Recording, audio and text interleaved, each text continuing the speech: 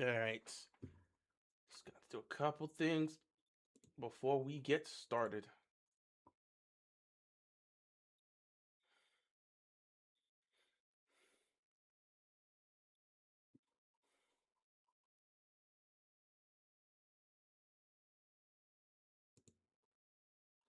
All right, let's see here.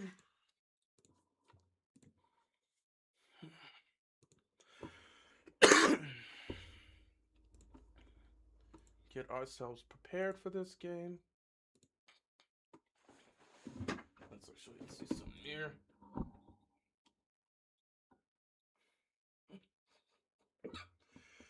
I could probably just change this. Oh, that's what I should have done.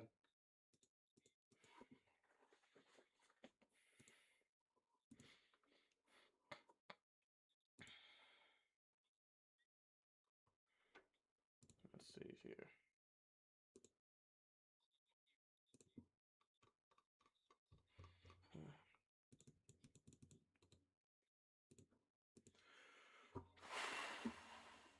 It's gonna be a long one.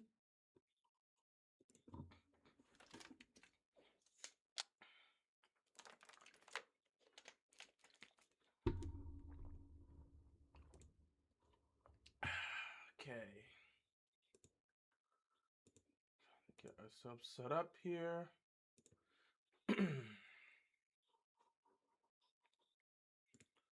Honestly, I think we should be good.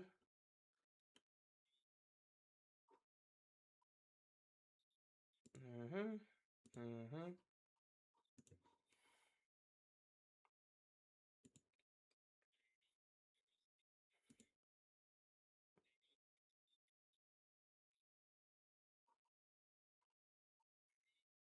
All right. Should be good.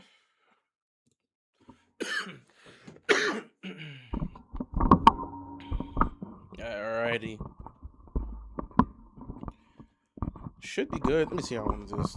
I could probably just have it right here. Could always just like, yeah, I can have it right here. Makes it easier when I gotta come here. That. All right.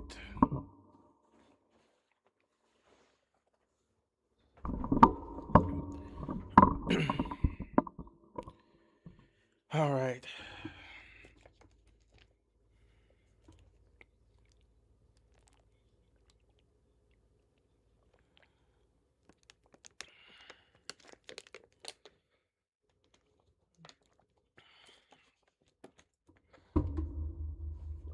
All right. Here we go. What's going on, everybody? Hope you guys are enjoying your night. It is game 2 of the NBA Finals. This is a big game. The New York Knicks were able to pull off the game 1 upset. They were able to win game 1 in San Antonio and take home court advantage.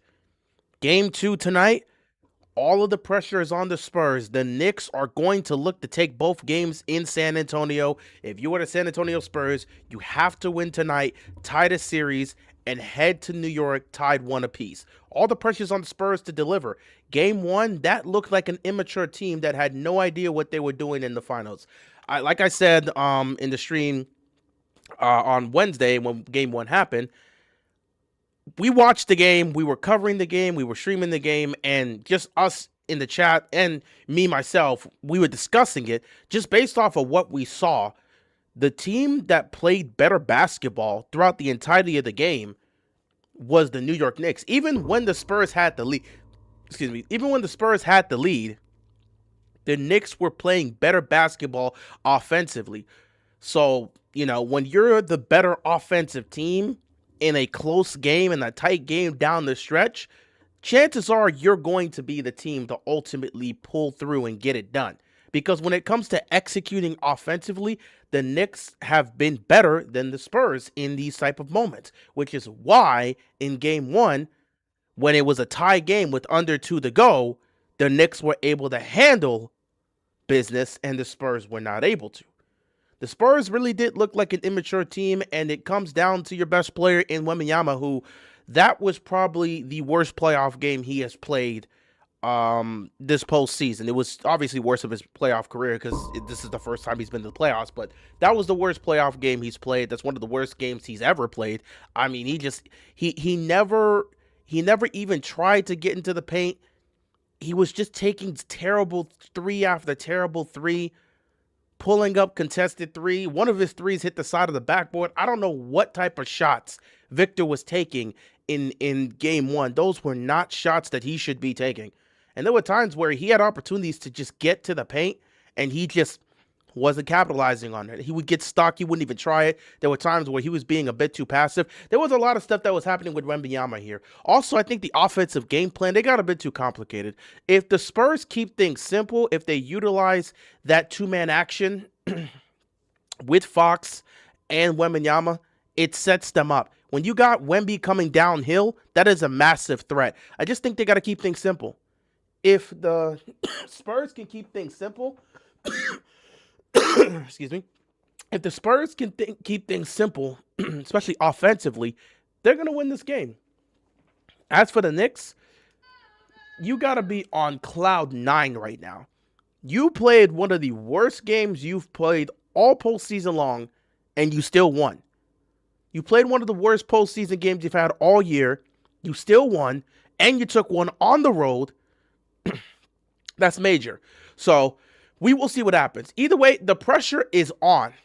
The pressure is on because we've seen the Spurs be down in series. They lost game one to the Timberwolves and came back and respond. They lost game one to OKC and came back and respond. They were down 3-2 against the Thunder in the Western Conference Finals. They came back and respond. That's why they're here. Now you're down 0-1 in the NBA Finals to the Knicks. Time to see if the Spurs can respond. I'm rooting for the Spurs to win tonight. I expect the Spurs to win. Now, me personally, I thought the Knicks would actually... I thought the Spurs would win game one and the Knicks would respond by winning game two. No matter what, I fully came into this series believing the Knicks were going to take one of these two games here in San Antonio. So I expected them to take game two because I thought the Knicks would respond to their first loss in over a month. I thought the Spurs would hand them their first loss in over a month in game one, and the Knicks would respond in game two. Instead, the Knicks executed, survived in the game where they didn't even come close to playing their best. They survived, got it done, executed, and won. So now, if you're looking at this series, all the advantage goes to the Knicks. They have the advantage here. So it's now up to San Antonio to respond. But the Spurs, in every single situation they've been in the postseason, where they have gotten beaten and they're down in the series, they've responded by winning. And they've responded by dominating. Like I said, when they lost game one to the Timberwolves, they dominated game two. When they lost game one to the Thunder, they dominated game two. When they lost game five to the Thunder and went down 3-2, they dominated game six. So every time this young Spurs team has fallen behind, they respond with domination. So I expect the Spurs to come out here and dominate the game, but I don't think the Knicks are just going to back down. And it's been great to see how this series has gone. Knicks are doing everything they need to do. Spurs have not done what they need to do. You need to see more from a lot of guys. De'Aaron Fox has got to be, he's got to bring you something offensively. He's got to be better as a scorer. You need something from him. Steven Castle, that game one performance, throw that in the trash. That was terrible. Need more from you. Vassell didn't bring you much. Honestly, Wembanyama, throw that entire performance in the garbage and do better. But there were really, honestly, Champagnie was great. Harper was great. Those were the two individuals who were great in the game. And Harper was on the bench, and he honestly should have been in the game late in the situation. And, you know, it is what it is. But, yeah, we'll see how this game goes tonight. Game two here in San Antonio. Let me take my headphones off. We got to lock in for game two. Hi, Keep It. What's going on, camera? Appreciate it. What's up, Daniel? What's up, Nicholas? What's going on, Corey? Rooting for the Knicks, but the Spurs will win tonight. I like both teams. We'll see what happens. I'm rooting for the Spurs to win the game tonight. What's going on, Sam? How you doing? I like the fact that Cat is physical with Wemby, unlike Chet. Well, Cat's always been a physical guy, so we expected him to come out here and set the tone. He's not gonna back down from Wemby. That's not Cat's game to just back down in these situations. Now, there's times where he'll fall in love with the three-point shot, but if he just puts his shoulder down and gets to the basket, he'll be physical and he'll dominate. That's what Cat's always done in his career. Only the 1993 Bulls with MJ and 1995 Rockets won both road games 1 and 2 in finals history. Well, the Knicks will try to do that too. We'll see what happens. Yeah, Knicks won game 1. I'm hopeful this NBA Finals series goes to 7 games. It's possible, but we'll see. Spurs won game 1 against OKC. I'm at the Spurs won game 1 against OKC.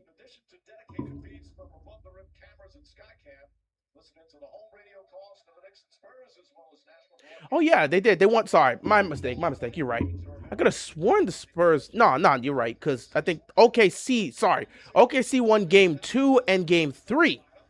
I believe they won game 2 and game 3. Yeah, you are correct. My mistake. Appreciate that correction. San Antonio won game 1. OKC won game 2 and game 3. So they were down 2-1, responded by tying the series, lost game 5, and responded again. My mistake. I appreciate you correcting me on that. But yeah, every time this team has been down, they have responded. It's a young group, but again, the young group's got to go out there and respond. So now you're in the NBA Finals. You're down 0-1. You lost home court advantage. It's up to you to respond. If this is Victor Wembanyama's time to claim the league, if this is officially going to be the start of the Wembanyama era, if this is going to be the start of a Spurs dynasty, they need to get back into this. I can tell you this for a fact. If the Spurs lose tonight, there's a strong chance they're going to lose. I mean, that's just the reality. But in my opinion, the series is over if the Spurs lose tonight. They're not getting both games in New York. So they need to tie the series tonight. There's the tip-off. Spurs get it first. Steven Castle with the ball being guarded by Josh Hart. Hart gets it. Not Hart. Castle gets it to Fox. Fox gets it to Wemby. Not Wemby. Gets it to Vassell. Vassell gets it to Wemby now. And now Wemby's going to drive to the basket. Wemby to Castle. Castle to Vassell. Vassell for 3, and he puts it in. San Antonio starts the scoring off by hitting a 3. Vassell hitting a 3 to start things off. That's what you want to see. Great shot there. Moving the ball. Good start for the Spurs. Now they're putting a lot of pressure. De'Aaron Fox is guarding Jalen Brunson. Brunson looks to be good. Nice to see the treatment's been working. Obviously, game 1, he was a little banged up with the knee and ankle, but it seems like he's A-okay. That's good to see. Cat with the ball being guarded by Wemby. Brunson turns the ball. That's a backcourt violation. They didn't call it. They did not call it. But Brunson, they didn't call it. It looked like he stepped behind the back on backcourt, but they didn't call it. Brunson does make his first shot here. And now we got Vassell in the corner. He's going to push it back out to Castle. Castle to Wemby. Wemby to Champagnie. Champagnie's going to drive. Champagnie layup. No good, but a foul is called. He's going to the free throw line. That looked, maybe it wasn't backcourt, but it looked very close. Specifically designed to come off a down screen, knock down his first jumper, knocks down his first shot again tonight. But on that backcourt, he was able to establish both feet back into the front court before he touched that basketball. Meanwhile, Champagnie, just the opposite. He was red hot in the first half. Champagnie first free throw is good.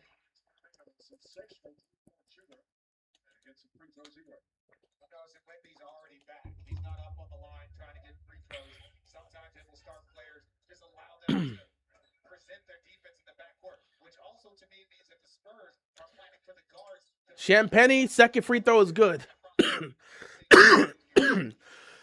Early 5-2 start here for the Spurs. Brunson with the ball being guarded by Castle. Brunson getting pressured. Now they trap him. Great double team. They're able to get it out. Cat gets to the OG. OG gets to the Hart. Hart gets to the Bridges. Bridges floats it over Wemby, and the shot's no good. Rebound goes to Fox. Good ball movement. They just couldn't finish there. De'Aaron Fox drives to the basket, puts up the shot, and the shot is no good. De'Aaron Fox has got to hit those open looks. You are wide open 5 feet from the rim. You have to hit that shot. They need production from this guy. And a foul's going to be called here. Brunson gets fouled on a 3-point shot. Castle fouls him. It's going to be 3 free throws here for Brunson. But yeah, De'Aaron Fox has got to give you something, man. What is your favorite NBA players? I mean, I got a couple NBA players that are my favorites. I don't know who my favorite would be, but yeah, favorites. You know. Obviously Bam. Obviously being the guy on my team. And guys like Wembanyama, Anthony Edwards. Um, Still got love for some of the old heads, like a Damian Lillard, Kyrie Irving. Some of the old heads that are still in the league. Kevin Durant, obviously LeBron. Like, yeah, I like a lot of the old heads. I like some of the new guys here. SGA does I get some love. I got some love for SGA. I know about the floppy situation, but still got some love for him. But I got a good chunk of players that I do like. But yeah, if you're open, you gotta hit that, man. But you legitimately have to hit those shots. He was 5 feet from the rim. De'Aaron, if you're gonna you're right there, dude. You gotta hit the shot. You were open and nobody was there. Castle gets blitzed and fouled. Jalen Brunson's gonna be called for the foul right there. We're all tied up at 5 apiece right now.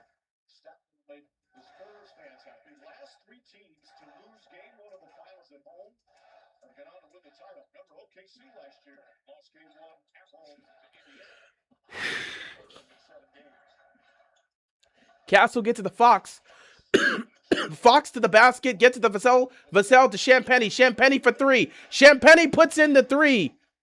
They gotta get a lot more looks for Champagny because he's red hot. He's red hot to start this finals. Get more quality open threes for Champagny. Brunson turns the ball over. It's picked up by the Spurs, and Josh Hart's gonna foul Castle.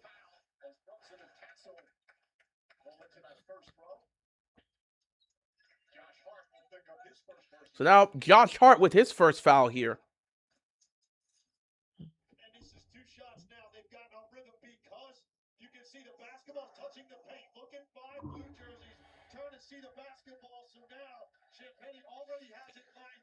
Eight 8-5 game here. Castle with the ball. Castle gonna drive. Castle. Pressure came. He drives to the basket, puts the shot up, and is good. An early 10-5 advantage now here for the San Antonio Spurs. Bridges with the ball, being guarded by Fox. He get it to Hart. Hart gets to the Cat. Cat gets to the OG. OG's gonna drive. He's gonna get past Wemby. He's gonna put up a tough layup, and it's good. Good shot right there by OG Anunoby over Wembanyama. 10-7 game here. Castle is gonna drive. Get to the Fox. Fox get to the Vassell. Vassell stops. Looks. Gotta get it to somebody. Get to the Wemby. Wemby. Cat knocks it away. Champagny gets it. Champagny, he throws up a 3, and it hits off the side of the glass and banks in. 13-7 here. Cat surrounded. Now he's got to get it to Hart. Hart gets to the Brunson. Brunson, a lot of contact there. Brunson gets to the OG Anunoby. Anunoby pump fakes. Then he puts up the 3. It's good. OG Anunoby. Great start for him. 13-10. Again, you see the Knicks, they're starting this off here, hitting their shots, their open threes. That is what you need to do. Knicks shot poorly in game 1. I guarantee you they will not shoot poorly tonight. Castle for 3. He can't hit it. Rebound goes to Bridges.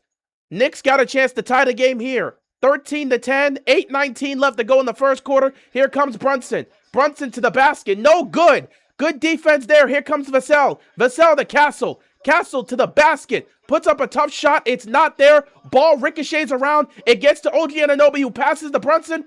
Brunson gets blocked by Vassell. Good defense. It's going to stay with the Knicks. But good defense, good recovery by Vassell to block Brunson. Yeah, the fan who took the selfie got banned for life. That's usually how it is. That's always how it's been.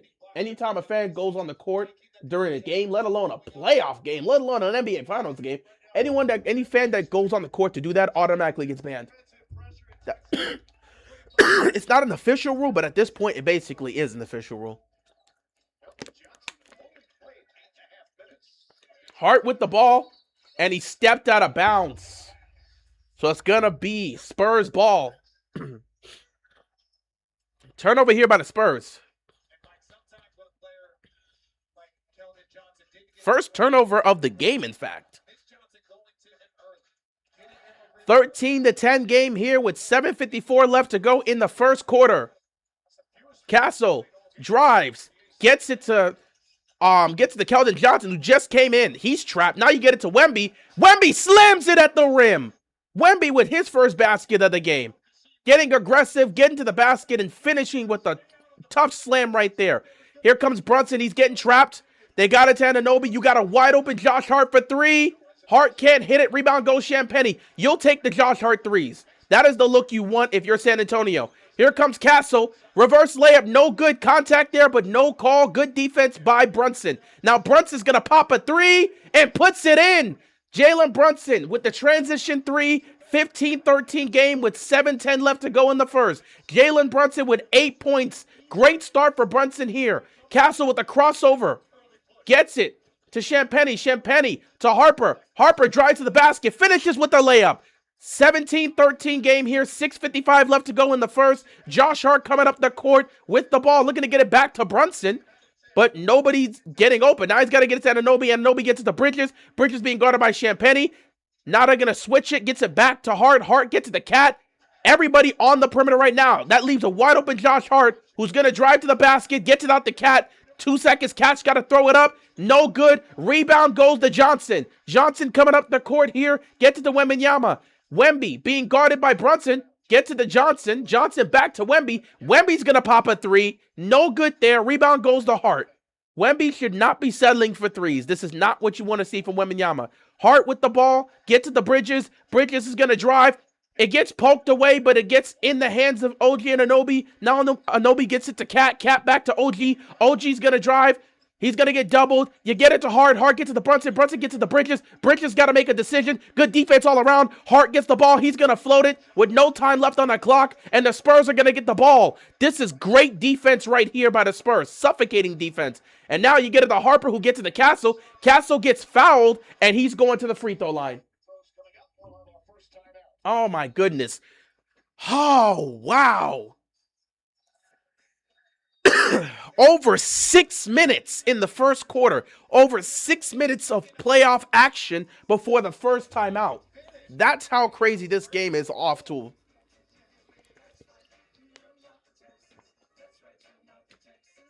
(17-13) game.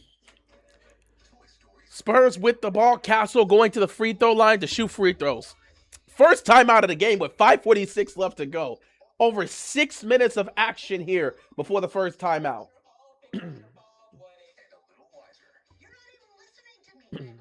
Wemby already looking better, but he can't force a lot of unopened threes. He's going to take those shots because he can hit them, but I would prefer Wemby not to get too comfortable taking so many damn threes.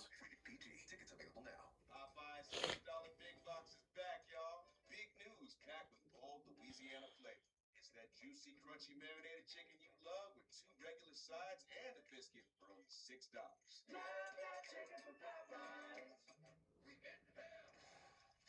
are the hardest arenas to play?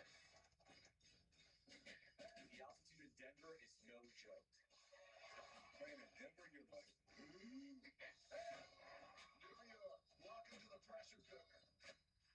The intersection of Esperantini Garden and Weston.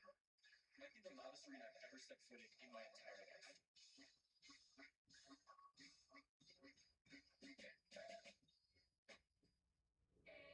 Introducing Gatorade Lower Sugar.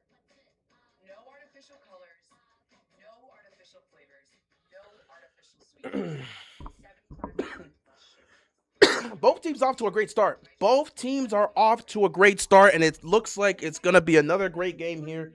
No matter what happens in these finals, I just wanted to go to 6 or 7, and I just wanted to be a highly competitive, highly energetic, highly entertaining final series. Let this be competitive.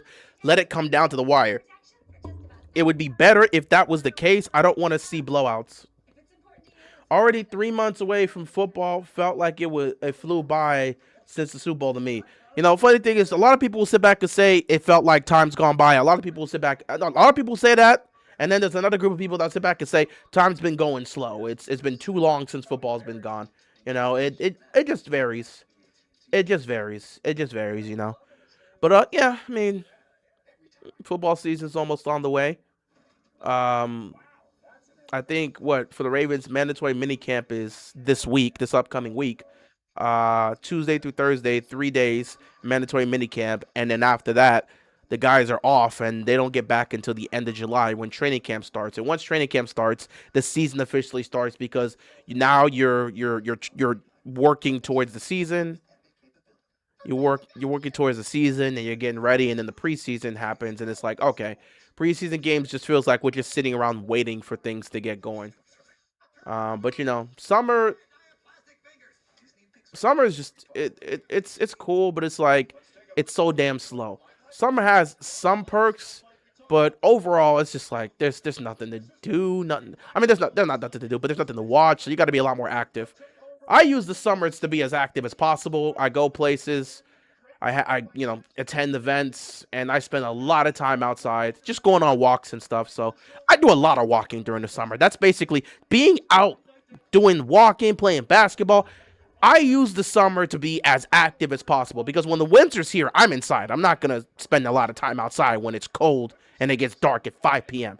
Summertime, it gets dark at 9 and it's hot. I'll be outside. It's sunny. I will be outside. Castle misses the first free throw there. So, yeah, I will be outside all summer.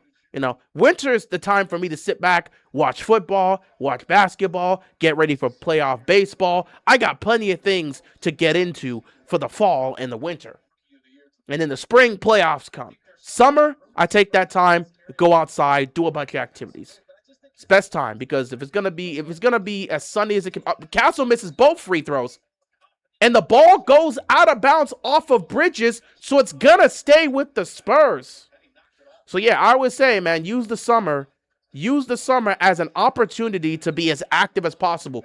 Attend events, legitimately attend events. Whoa, a foul on Cat.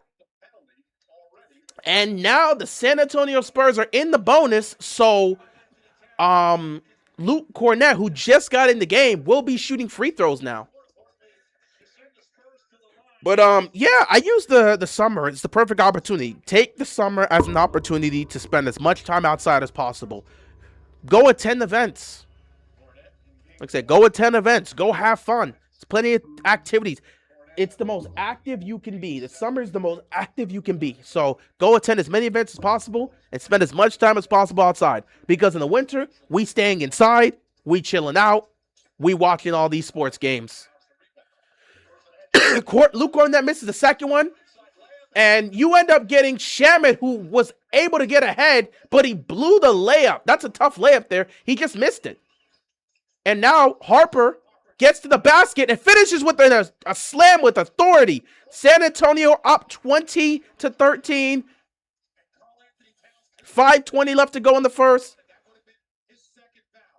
Cat with the ball here. Foul's going to be called on Luke Cornett. He fouled Cat.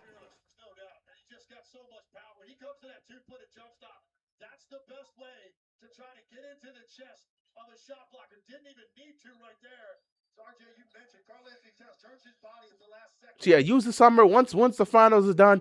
Use the summer to be as active as possible. Brunson gets it to Bridges. Bridges being guarded by Vassell. He gets it to Cat. Cat pops a three, and it's good. Nice three-point shot right there by Cat. And it seems like the Knicks three-point shooting is here tonight, which is exactly what they need. Harper pops the three. It's no good. Rebound goes to Cat.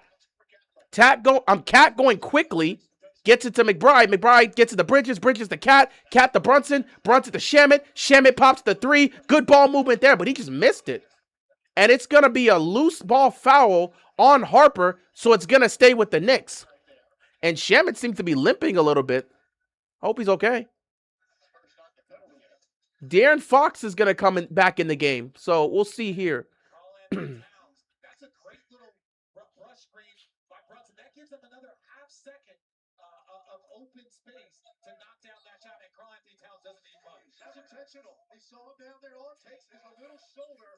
Yeah, 60 to 80 is fine. When it's the 90s and the 100s, yeah, stay inside. You can still go out, but stay inside.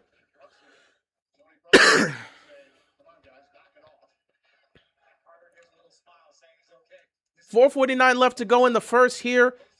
Knicks ball, 20-16 here. McBride's trying to get the ball in. Gets it to Cat. Cat trying to get it to Bridges. But the Spurs defense is suffocating right now. He gets to the Brunson. Brunson being guarded by Harper. And an offensive foul. Oh, no! Brunson stepped out of bounds. It's a turnover here. Brunson steps out of bounds. Turnover here. Let me look.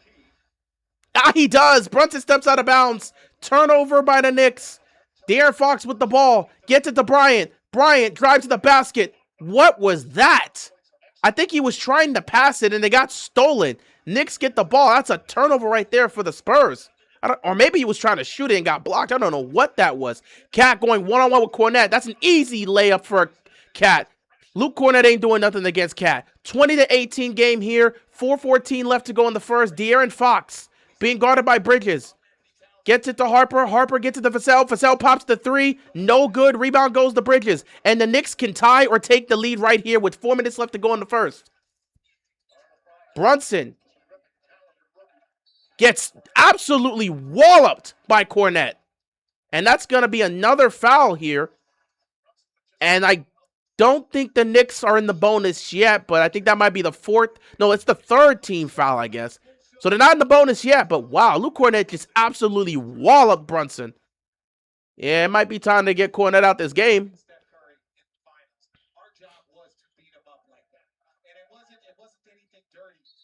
If you're going to foul him in a physical nature.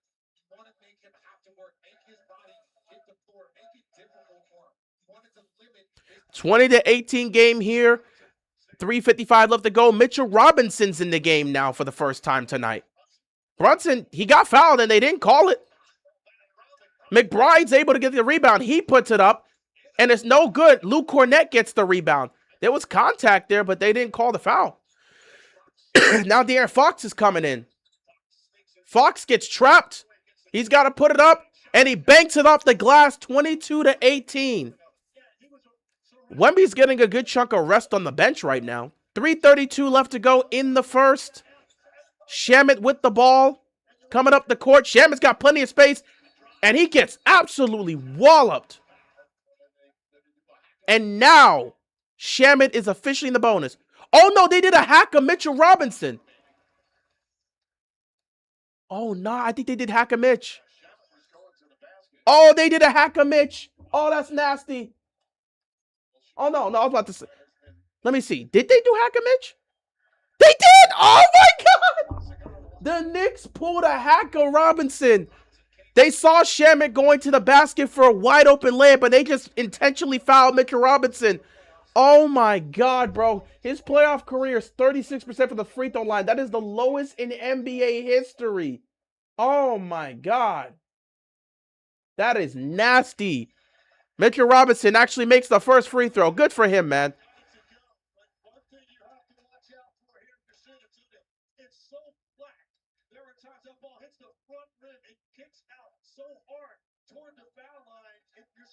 It'd be funny if he hits both of these.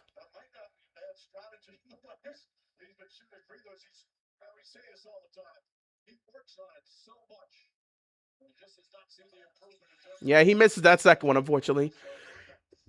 So the Knicks come away with one, so that's not bad. 3:20 left to go here in the first quarter. Harper with the ball. He's got McBride on him. Trying to get a screen, get to the Bryant. Bryant back to Harper. Harper to Vassell. Vassell to the basket. Tough, high layup, but it's good. Vassell off the glass, 24-19. McBride with the ball, being guarded by Vassell, coming up the court. You got to get this to Brunson. There he is. Brunson gets it to Shamet, and they're going to pull a hack of Robinson again. This is what makes things so tough, because they start pulling a hack of Robinson, and now you got to take him out. Timeout. Timeout here, but they pull the hack of Robinson. He's going back to the free throw line. It's a nasty strategy, but a strategy is a strategy. They used to pull this all the time on Shaq. That's why it was labeled a hack of Shaq. So again, it's a nasty strategy, but it is a very effective strategy when you got a poor free throw shooter. And when you want to be able to get the ball back as quickly as possible, put a guy that stinks at free throws at the line. Hacker Robinson works. It's effective, and the Spurs are using it right now. In the Wemby-less minutes, this is the perfect opportunity to use a Hacker Robinson. So, not a bad idea.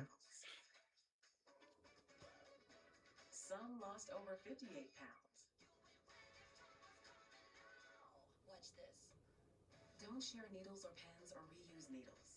Don't take if allergic to it or if you or someone in your family had MTC or MEN2.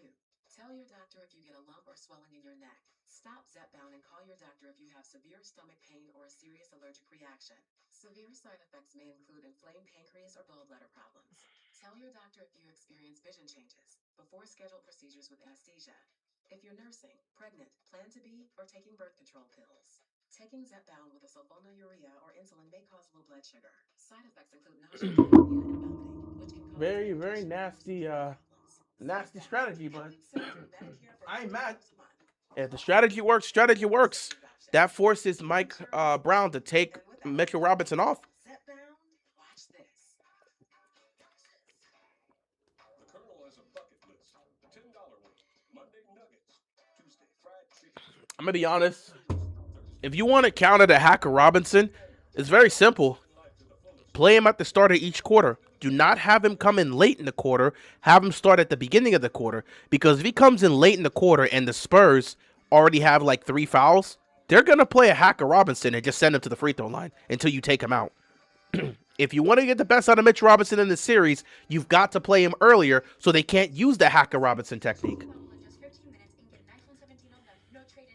can't we just say cheese? Cheese. Now you can switch to T-Mobile in just 15 minutes and get a new iPhone 17 on us. No trade-in needed. Who are you? Got a bunch of Knicks players here in San Antonio and some Spurs players. Or some Knicks legends and Spurs legends. Just to make things easier. You're going to do great things. I want to eat one of these funny-looking yellow guys. Is that okay? Rated PG. Get tickets now.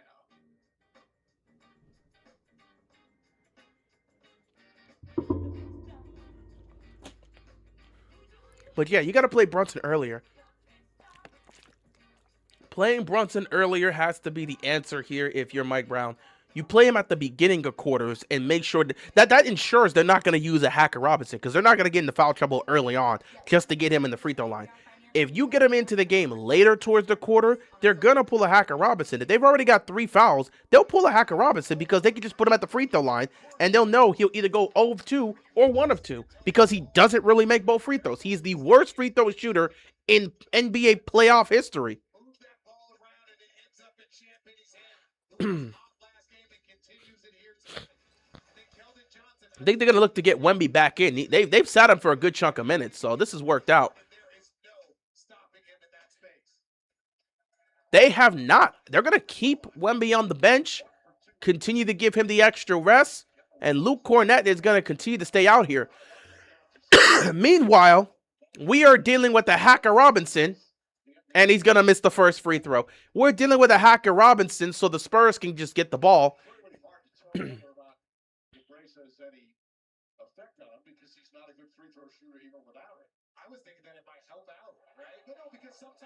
Second free throw. He misses both, and the Spurs get the rebound. The Hacker Robinson's going to work, man.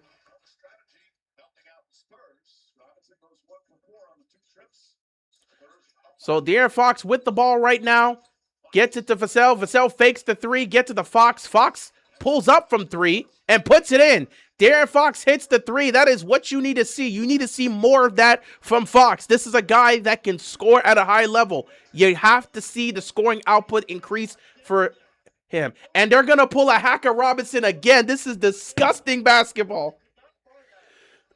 Mike Brown's going to have to take him out. If they got to call a timeout after this to take him out, you're going to have to call a timeout. The Spurs are just going to keep playing a Hacker Robinson. This is how they're going to get an advantage here. They're going to pull a Hacker Robinson every time down the court until you take him out. So Mitchell Robinson is back at the free throw line because they're not going to play basketball. They're going to play a Hacker Robinson. He misses the... Oh, he makes it! The free throw falls in. You'll take it. If you're the Knicks, you'll take it. And Wemby's going to come back in the game.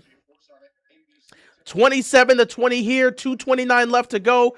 Wemby got plenty of rest there. He'll finish the quarter now.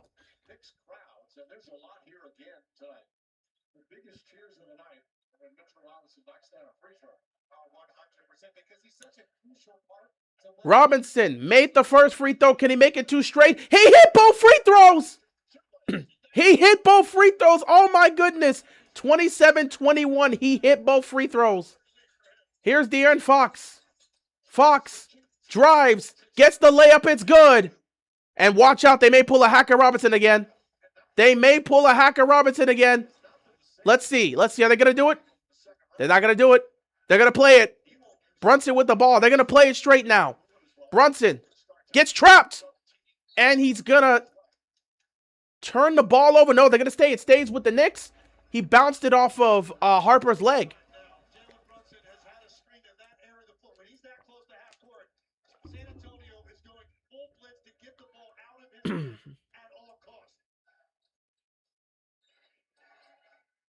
Anunoby gets it back to Brunson. And again, they're blitzing Brunson right now. They're blitzing him. They're trapping him.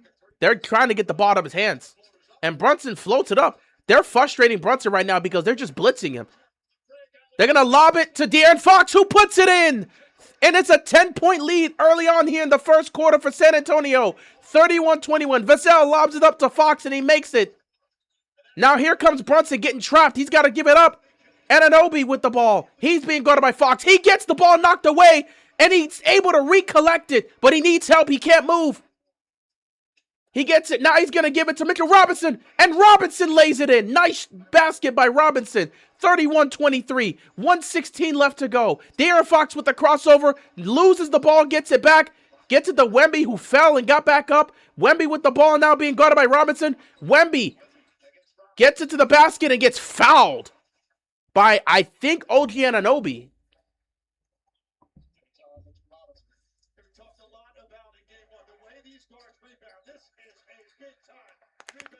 Anunoby assists to Robinson. That tactic ain't working.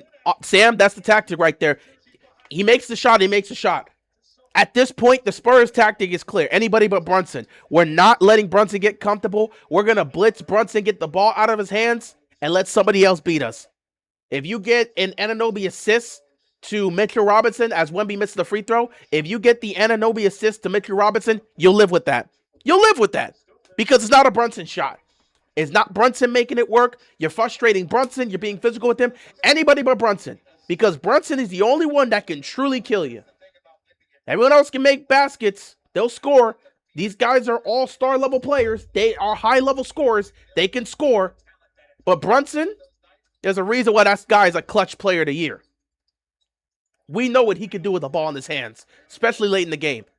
They can't let him be the one to kill him. McBride with the ball now being guarded by Fox. They're being a lot more physical tonight. They trap McBride. He actually did. McBride steps on the line. It's a backcourt violation. And the Spurs defense, once again, frustrating the Knicks early on. Who do you think is going to win the NHL Stanley Cup? Vegas Golden Knights or I think Carolina's probably going to win it. I initially picked Vegas, but I think Carolina's probably going to win it. But we'll see. Looking at that review, it doesn't look like it's a backcourt. That's a bad call there. It was close, but it didn't look like he touched it. So, yeah, it was close to it, but I don't know if it was enough. Fox lost the ball. Good hands there by Brunson. Brunson gets to the Shamet. Shamet layup is good. Good defense right there by Brunson. Defense leads to offense. 7-point game with 31 seconds left here. A good 2-for-1 situation here for the Spurs. 28 seconds left to go in the first quarter. 3 turnovers in this game for the Knicks, 2 for the Spurs.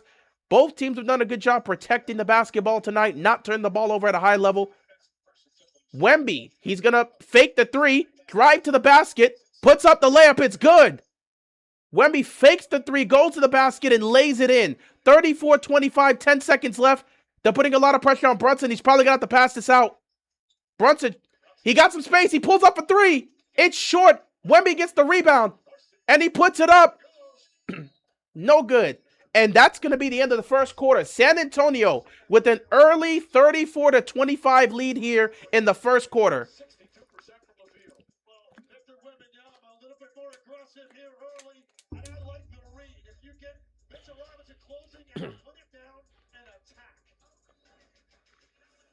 Very eventful first quarter here. Spurs with the 9-point advantage. Where is my...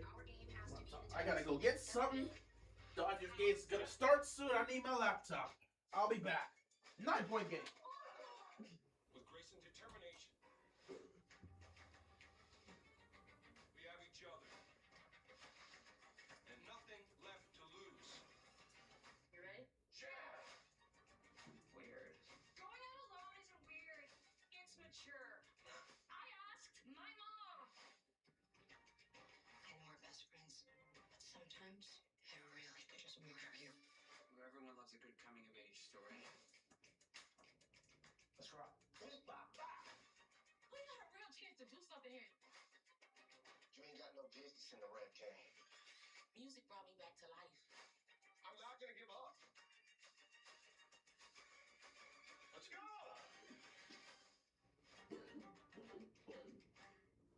Where are my ultras?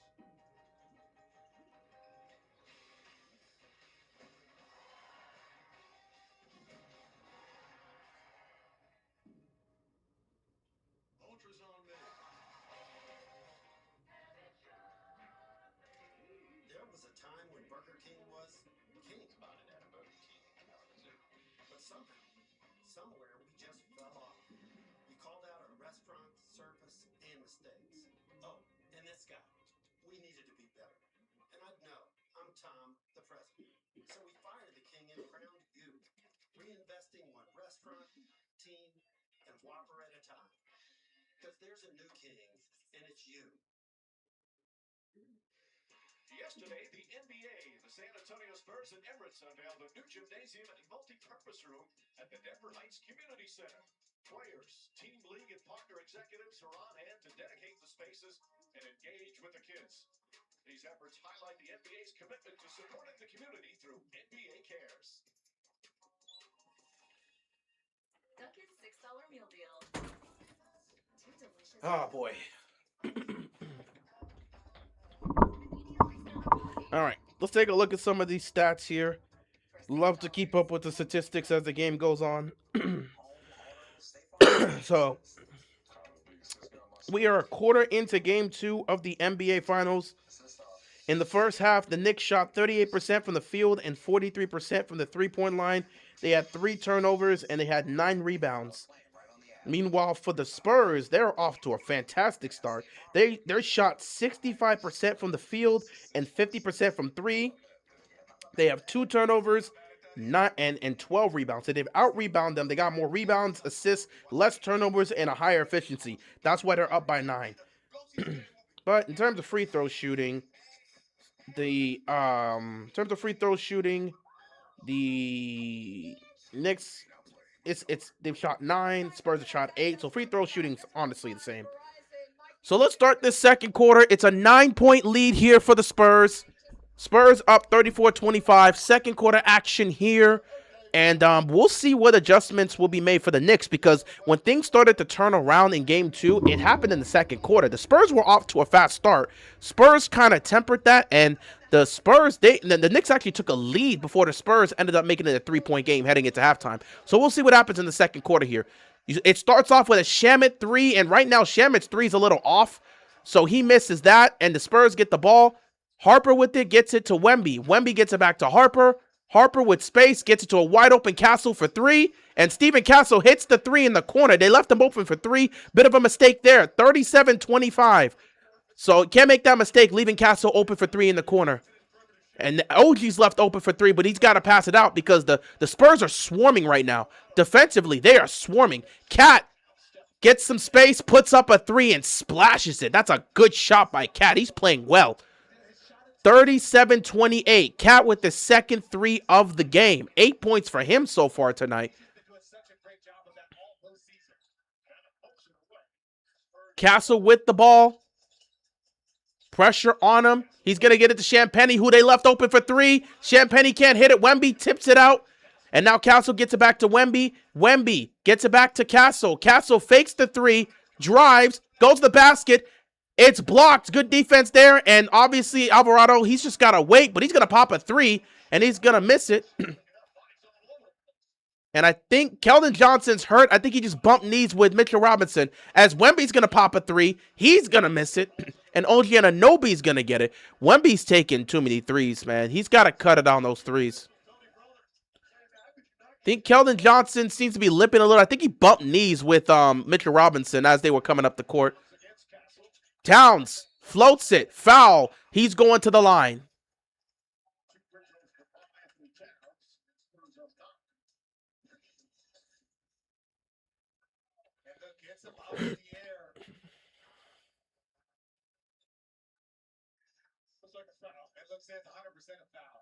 That's a foul. I'm surprised they didn't call that. But they're allowing the physicality, and he got a good chunk of the ball, so I understand why they didn't call the foul. I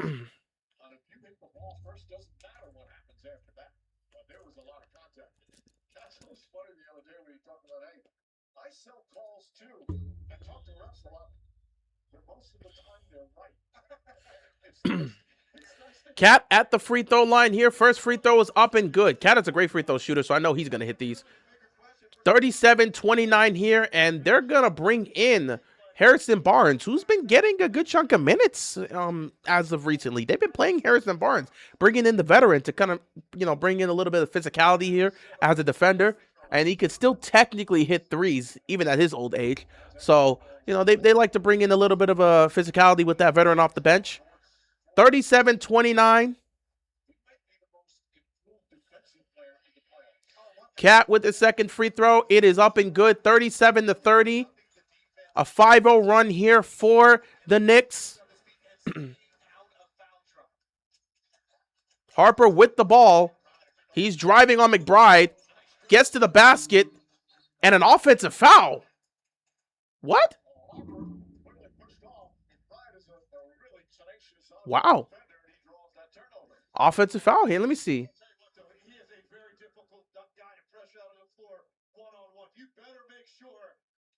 Oh, he just elbowed him. It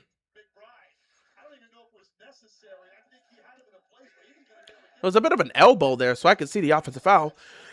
I don't see a push off, but I see an elbow. He does give McBride an elbow. Alvarado puts it up, and it gets destroyed by Wemby. So it's going to be Knicks basketball.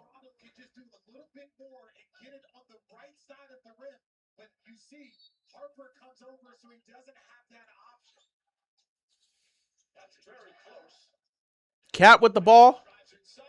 Cat drives to the ball and slams it. And Cat right now on a 7-0 run. He scored the last 7 for the Knicks. And now he comes up with a block. Cat is taking over. This is what happened in game 1. Cat started taking over, and the Knicks went on a run. McBride for 3. Ah, that ruined the momentum right there. That would have been a 10-0 run. Now here comes Castle, and Castle gets fouled. So Castle's going to go to the free throw line now.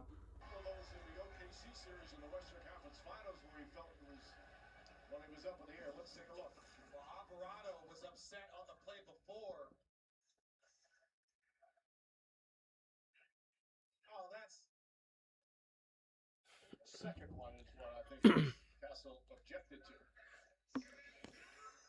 Everything he's done in this half offensively has been with aggression, but it's also taking time to read it. You've seen him step back for a 3 with Wemby 6. You've seen him catch and dribble drive like he did there. He even had a pump fake and got to a mid-range earlier. The game and the offensive end of the floor right now happening easily for Karl Anthony Towns. That's what it's the free throw. Rich Johnson always raving about Stephon Castle. So the amount of responsibility that he has on both ends of the floor. Obviously, Castle hits the first free throw. 38-32 with 9:21 left to go in the first half. The intensity is high here. Knicks playing with a lot of intensity as they try to go on this run. This is very similar to what happened in game 1. The Spurs had a double-digit lead. The Knicks went on a comeback, which was led by Cat, who got aggressive. And they ended up slowly bringing the game back to them until they took the lead. So the Spurs, seeing the same signs here, they've got to respond. You cannot let Cat continue to go off. But again, Cat right now, he's playing with the level of aggression we've never seen him play with.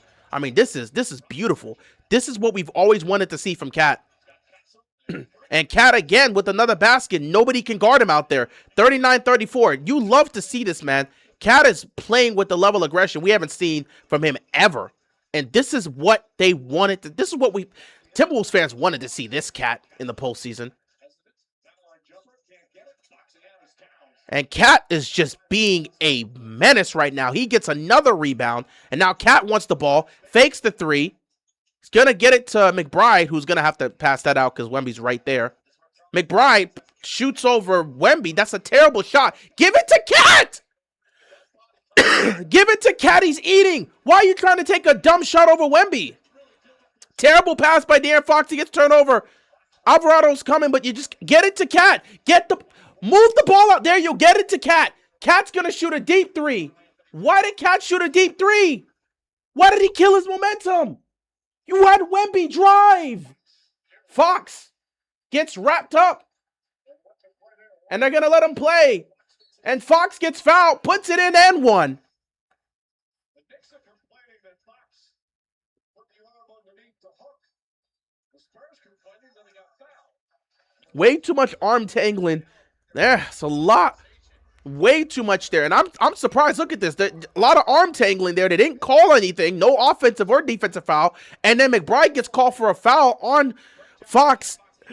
And he makes it so he gets the end one. De'Aaron Fox tonight with 11 points. This is what you need to see from De'Aaron Fox. This is the De'Aaron Fox that Spurs want to see.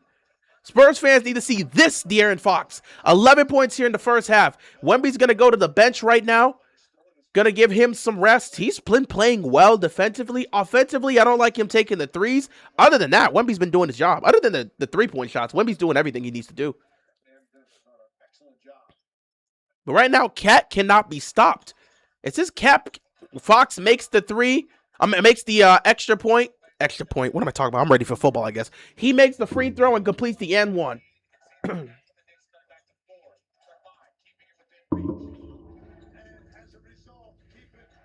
Alvarado with the ball. They got to get this to Cat. Oh my God. Alvarado loses the ball there, gets it back. 5 seconds left. Now he's just got to put anything up. The clock's winding down. And he's fouled. They called a foul there. Got to take a look at this. And now Steven Castle making a mistake there, committing his third foul. Castle, you got to be smarter than that, dude. The clock's winding down. You don't need to get in this space. What are you doing? You got to be smarter than that, Castle. The clock was already winding down. You just bailed him out. Now you got your third foul. You got to be smarter than that, dude. Why are you getting in his airspace? The clock is winding down. He's not going to be able to take a clean shot. It's going to be a tough shot. You don't need to get in this airspace. And now that's 3 fouls. Castle has got to be smarter here, man. He's got to be smarter. Alvarado makes the first one, misses the second one. The shot clock is winding down. He's not going to be able to get a good shot. It's going to be an offset shot. It's not going to be a quality look.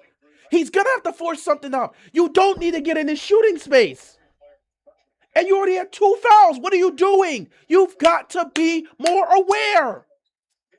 Alvarado makes 2 of the 3. De'Aaron Fox now with the ball, 42-36. Steven Castle, again, 3 fouls. Now he's going to probably be out for the rest of the first half. He's got to be smarter than that. Here comes Fox. Fox, mid-range. Can't get it over Cat. Rebound goes to Hart. Hart's back in the game right now. Again, run this offense through Cat. Run it through Cat. Run it through Cat. Run it through Cat. You got to get him a look. You got to get it. Get it back to Cat. Man, okay, they're denying the action right there. There it is. There it is. Ah! Cat got it. Oh, pass it to Bridges in the corner for 3. What a pass by Cat to Bridges. And Bridges hits the 3. It's a 3-point game, and San Antonio has to call a timeout. Once again, the Knicks are going on a run. This is just like game 1. What's going on, Josh? Just like game 1, the Knicks are going on another run, and the Spurs have not learned their lesson. The same mistakes they made in game 1, they're making here in game 2. And again, this is where you got to give credit to the Knicks. They let their defense initiate everything. Their offense is sparked by their defense in these situations. They let their defense, Doesn't seem like much, but having to take they let their defense take over, and their defense ignites their offense. The defense ignites the offense there. And most importantly, this is what they've been doing all postseason long. When they run the offense through Cat and let him be, whether he's going to make a great decision, whether he gets trapped and makes a great pass for an open three, or he gets aggressive and takes it to the basket, they're playing through Cat. And playing through Cat, especially with Brunson being double teamed and pressured, playing through Cat has worked out for them throughout this postseason. This is something we talked about with them for a while now. There were times where they should have been playing through Cat and they weren't. This year, throughout the postseason, they've been playing through Cat, and it's led to winning results. And just like game one, when they started playing through Cat in the second quarter, they got back in the game and took the lead. Here they are again in game two. They had a double-digit lead in the second quarter. They started playing more through Cat. He got more aggressive, and now it's a three-point game. So the Knicks continue to play their game. Like I said, play your game, Knicks, and you're going to be fine. The Spurs are not making the adjustments. They don't have an answer for Cat. That's number one. But number two, you got to be smarter. You're giving them points. You've got to be smarter. Steven Castle's making the same mistakes he did in game one. You've got to be smarter. You have to. You have to.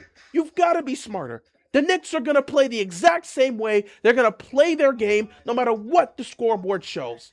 And it's worked out because they're in the finals with a 1-0 lead in the series. But the Spurs right now, they're just doing a poor job in adjustments. And Steven Castle, again, you need to be smarter here. Why are you getting in the man's shooting space when you got 2 fouls and the shot clock is winding down? So now Castle's out for the rest of the first half. And now you got to look at, where's Dylan Harper? I'm looking for these actions. They're not getting quality looks. Everyone keeps driving to the basket. Driving to the baskets. Where are these open looks? Move the ball around a little bit more, because it's not like they're just driving to the basket and kicking out to open shooters. They're just driving the score. They're driving the score. They're driving and taking these mid-range shots. Where is Champagnie? He's been hot. Get more quality looks for Champagnie. Get your shooters involved. Where is the three-point shooting for the Spurs? When you got that lead in game one, you were getting open looks for Champagnie. Where are the open looks? You're doing all of this driving, but there's no kickouts to shooters. You're driving to the paint. You're trying to get contact and go to the free throw line. The Knicks aren't falling for that. In some cases, you got De'Aaron Fox at times who's playing well, but in some cases, some of these guys, they're driving to the basket, stopping on the dime, and pulling up over Cat, and it's not working. Where is the three-point shooting? Where is Champagnie? Get him open looks. Get some open looks in the threes. Get some open looks at the three-point line. Offensively, again, there are just things that I'm looking at here. Things that I'm looking at offensively. They're making it too complicated for them at times. And then there's other times where they just look lost out there in terms of what they want to do.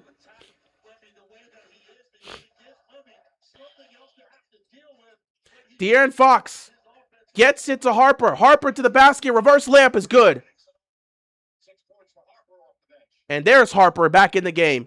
44-39 here. Harper needs more minutes. He's playing well. Harper and Champagnie have both been playing well. They both need more minutes. Get them more involved. Brunson back in the game. Brunson's had plenty of rest. Shot clock winding down. Do not get in his airspace. 24-second violation. That's good defense by the Spurs.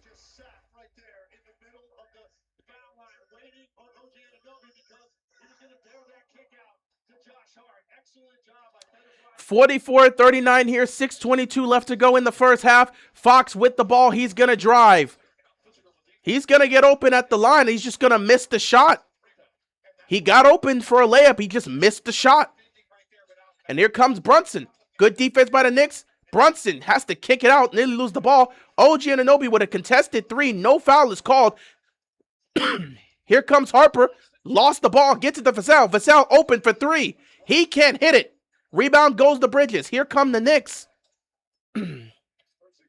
Brunson gets it blocked by Cornette, and it's stolen by Harper. Harper's got 2 on him. He's going to get blocked. What a block by OG. And now the Knicks have numbers. They can take advantage. Bridges for 3. Puts it in. It's a 2-point game. Again, defense leads to offense for the Knicks. Spurs, where are the adjustments? Everyone keeps driving to the basket, even when you see defenders there. Harper shot the 3. No good. It's going to be Knicks basketball. It goes out of bounds. And they're going to have to get Wemby back in this game.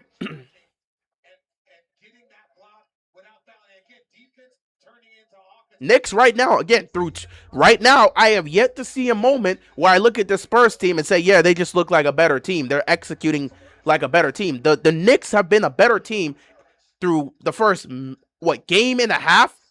Good defense by Vassell. Good defense by Vassell, but he gets tripped and it goes out of bounds off of him. So what does this happen now? It's 14 seconds. Did it ever cross? Oh, not loose.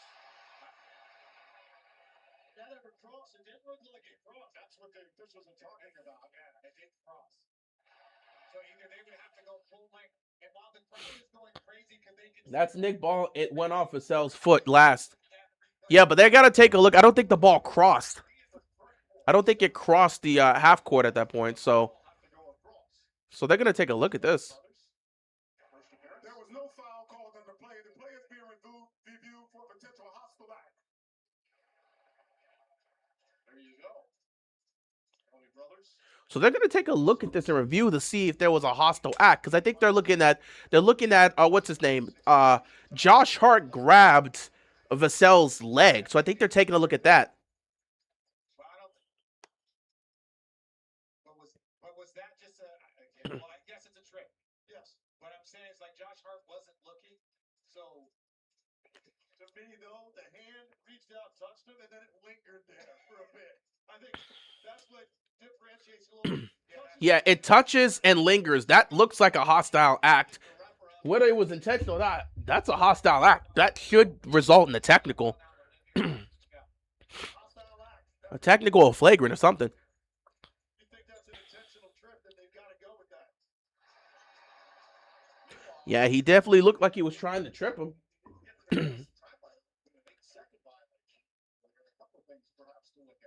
Hart has 2 fouls right now. This has become an extremely physical game. I mean, still 5-12 remaining, 44-42 right now. This is going to be a physical series, and I don't know who that favors. The Knicks, they didn't really have this type of physicality in the Eastern Conference, but we know the Spurs have been dealing with physicality, especially in that last series against OKC. Right now, I'm surprised. We're sitting here 5 minutes from half. Victor Wembanyama has 4 shots, only 5 points. We talked so much about his finding his offense. He just has not really gotten enough touches in the half court. Or is more of the credit go to the defense for the Knicks or the offense for the Spurs not doing enough to get him the ball? I think tonight it's more him. I feel like he's drifting away from the lane. After review, the trip by Hart rises to the level of a flagrant foul penalty 1. Yeah. The contact was unnecessary. Therefore, to be 2 shots plus possession on the ball. Flagrant 1 on Josh Hart. So that's going to be his 3rd foul. He's probably going to be done for the rest of this first half because they need Josh Hart. So it's going to be 2 free throws for Vassell, and the Spurs are going to get the ball too. So that actually almost gives you an extra defender on the timeline. 100%. And understand this, they have the depth to maintain that. So they can just keep bringing in talented bodies and allow them to pick up full court. You don't necessarily have to worry about the fatigue factor with them. That's the 3rd foul on Hart. Vassell will shoot the 2 free throws and then possession for San Antonio. And I think back to the point with Wemby, he had a couple of drives early where I thought he timed some cuts well. Vassell hits the first free throw. This quarter, it's more drifting out, kind of waiting and watching the action. We'll give credit to the Knicks, but Wemby, if you're one of those players, it's not about the defense. Vassell makes both free throws. It's 46-42, and the Spurs get the ball here. 5:14 left to go here in the first half.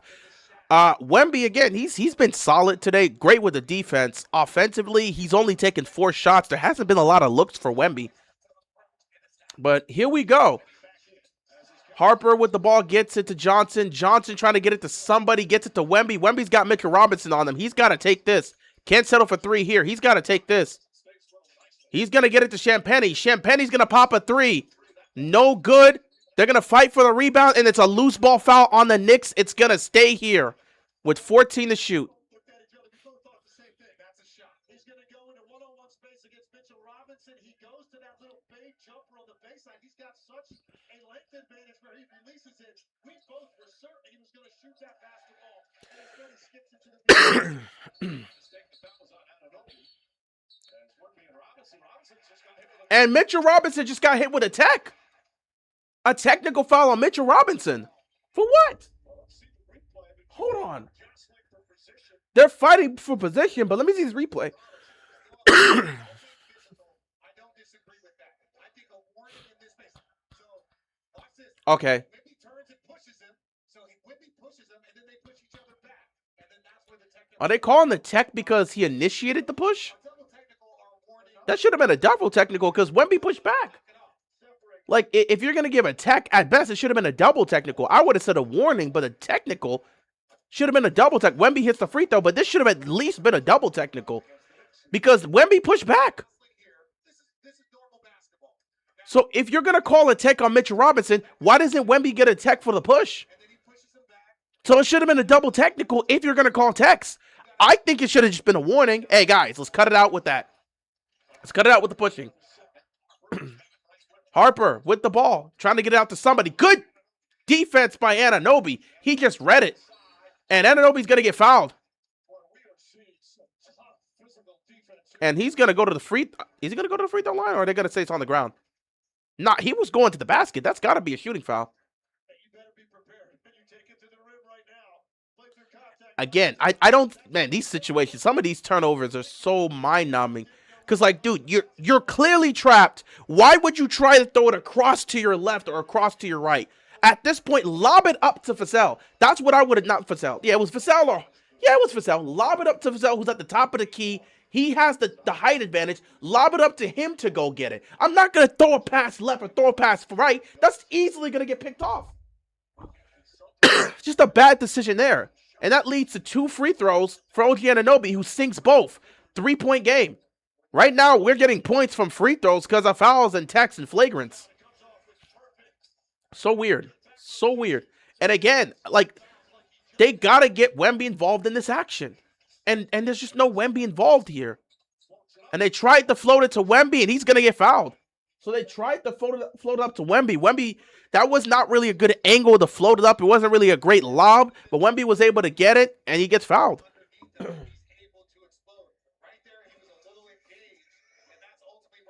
What happened to Robinson? He got a tech. So Robinson pushed Wemby, and then Wemby pushed back, but Robinson's the one that got the technical foul.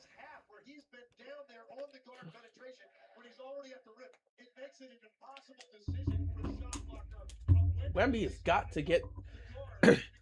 And Wemby misses the free throw. Wemby's got to take some shots, man. I'm not going to lie to you. 4 shots right now, and now he's missed the second free throw. Wemby's got to be... He's got to be better. He's not playing bad, but we're not seeing Wemby... you know, be assertive offensively. When everybody gets excited after game 1, understand this San Antonio team. They were down 3-2 against the defending champs and had to go on the road and win a game 7.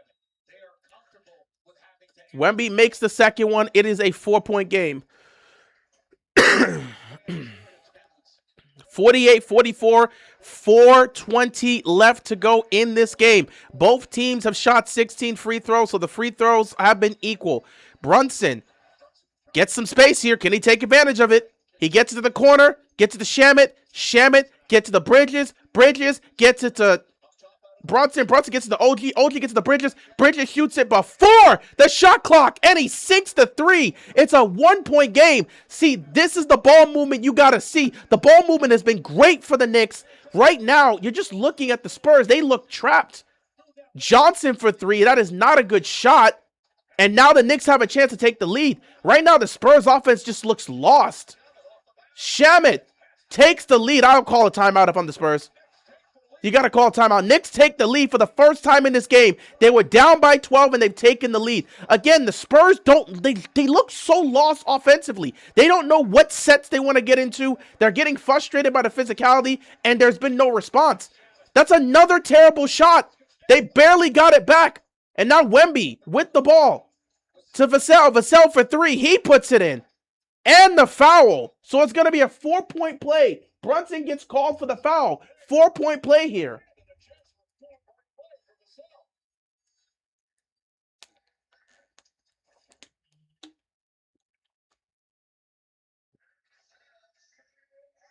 I got the hair. The hair. I never had that issue, so I never got that call. But is the hair a foul? Are the braids a foul? The hair is part of the head. Why are you laughing? I'm pretty sure that's in the rule book somewhere. So the head. So Brunson hit him on the hair. Didn't even hit him on the head. He hit him on the hair. So he gets the 4-point play here. Can he complete it? Vassell with the extra point. Jesus Christ, I'm so ready for football. Free throw is good. 52-49. That's a big three right there because they needed to cool down the momentum. The Knicks are on fire right now. The Knicks are cooking and the Spurs don't have an answer. Brunson. Nobody stopped Brunson from going to the basket. Easy layup there. 52-51 with 3 minutes left to go. De'Aaron Fox is back in the game, but dude, they got to get some action. We got to see more from Wemby. Fox gets it to Vassell. Vassell fakes the three, drives to the basket, puts the shot up, and it's no good. Again, they keep good hands by Fox, but it still gets back to the Knicks. Brunson to take the lead. In and out. Ooh, that should have gone in. Wemby with the ball. I got to see Wemby get aggressive here. Wemby's got to go take something. He's being passive. He's not looking for his shots. He's going to give the ball up again. And now Champagnie with the ball. Driving on Towns. Gets it to Vassell. Vassell pops the three. He was looking for a foul. He wasn't going to get that there. And now Brunson and the Knicks have a chance to take the lead here. And now Wemby, reverse layup. He makes the play. But the ball is knocked off of Wemby. It's going to be Knicks' ball. They're going to take a timeout, but they're going to take a look at this and determine that. Wemby's just not shooting the ball.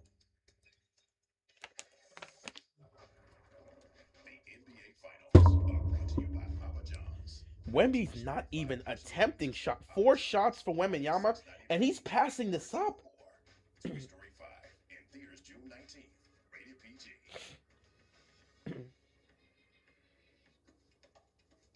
Operation Pizza is a go. Ready, throw. I legitimately can't lie here, man. What?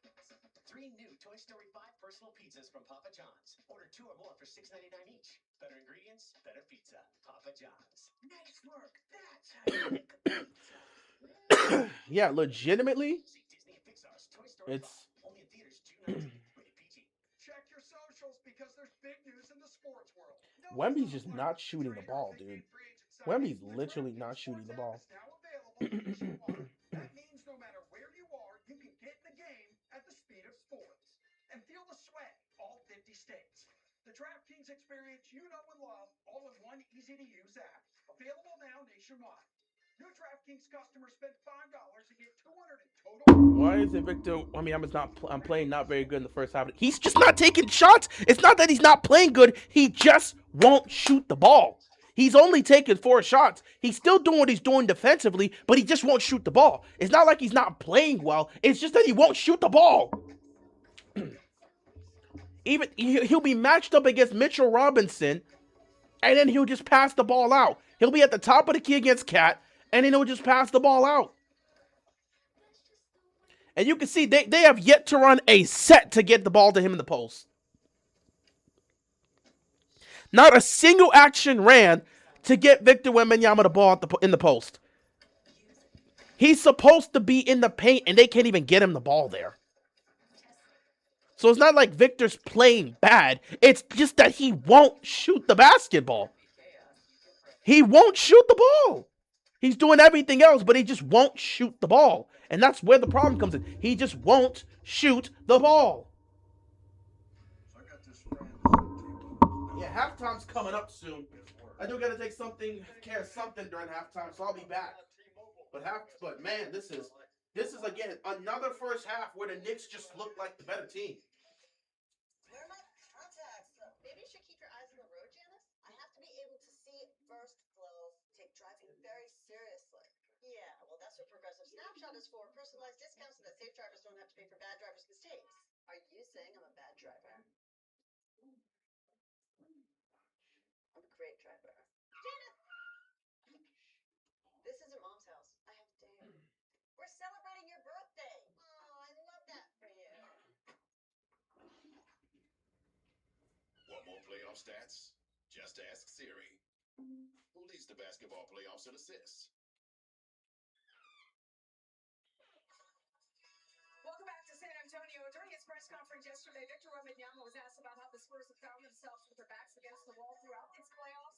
He answered in French. Not sure how many people understood what he said, but when you translate it, he said we're like spoiled little kids in a way. It's the first season for many of us, and we don't fully realize what's happening or what's at stake. For me, Wembanyama went on to say the team that truly values the position that it's in right now will be the one that wins. Guys, maybe about that. Great statement by Wemby. The one that truly values the position they're in this finals will win. Well, right now, the one that truly values that is the Knicks. Brunson backing down here. And Wemby gets the steal. Good defense by Wemby. See, Wemby's doing everything except shooting the basketball. And here we go. Another drive. Champagny open for three. That is a look you got to take. He just missed it, but that's a good look. I could take more actions for Champagny to get open. That's a good look. You could take those actions.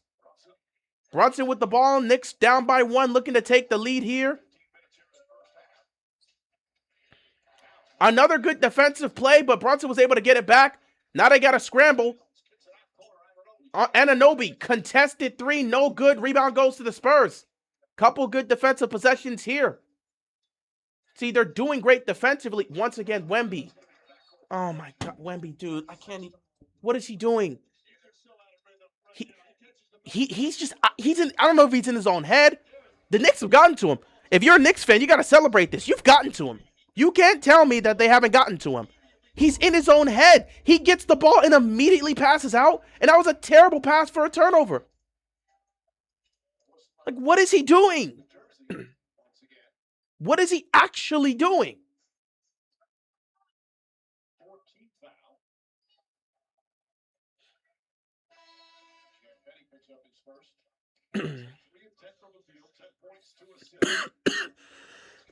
They're doing a good job on Brunson, but again, that's not going to be enough in a series like this. Because these other guys can all score, and these other guys can all go and make plays.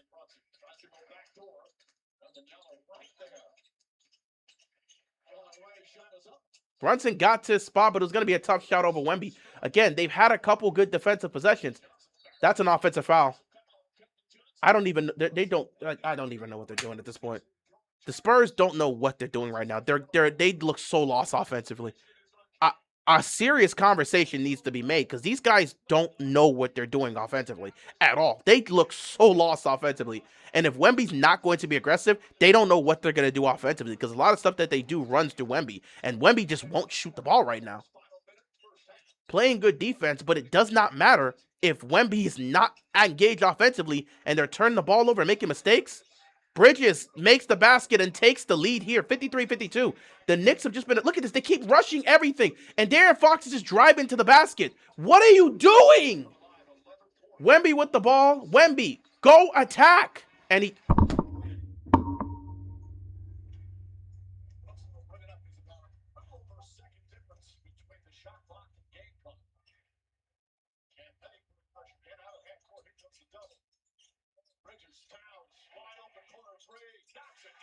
This series is over. The Knicks are going to win the championship. I'm done. If this is what the Spurs are going to do, if this is how Wemby's going to play, they've got no chance to win this series. It's over. It's over. The moment's too big for these guys. The moment's too big. The moment's too big. Go have a conversation in that locker room. But the Knicks look like a team that's ready for the moment and wants it. And the Spurs look like a team that's definitely new to this environment and has no idea what they're doing.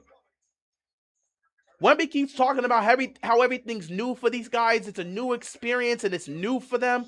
Yeah, I can tell. You guys don't look like you want it. The Knicks look like they do. And you, who's supposed to be challenging to be the best player, you're out here just making mistake after mistake. The Knicks just look like a better team. I have yet to see a moment in this series where the Spurs have looked like a better team. The Knicks look like a better team. It's not even a conversation. Wemby doesn't even want to shoot the basketball. He keeps passing out. Shoot the damn ball. It's halftime. Knicks up by 4. I would not be surprised if the Knicks take game 2. They just look like the better team. And the better team usually wins these series. We have upsets, and this technically would count as an upset because the Spurs were favored, but right now the Knicks have played like a better team. They've played like the better team, and I don't see any response from the Spurs that's going to make me change my mind. This is a huge second half for the Spurs. Their season is literally on the line. This is a game 7 type situation. If they lose game 1 and 2 at home, they're not going to win in New York. Because if you can't even defend home court, you're not going to win on the road. So if the Spurs are going to continue to play like this, just get the hell out the way and let the Knicks win the championship. Their toxic fans are going to run their mouths. Who the hell cares? The players themselves deserve it because they're playing like they want it. If this is how the Spurs are going to play, if you're so happy to get here that you're going to play like this, move the hell out the way and let the Knicks win the championship because you're wasting everybody's time. And Wemby, if this is what you want to do, you don't even want to shoot the ball. We called out Chet for doing that in the Western Conference Finals against you, and now here against Mitchell Robinson and OG Anunoby and Karl-Anthony Towns, you don't even want to shoot the ball? Move the hell out the way and stop wasting everybody's time. It's halftime. It's a 4-point game. I'll see you in the third quarter. We'll see what happens in the second half. This is absolutely ridiculous, man. Absolutely ridiculous.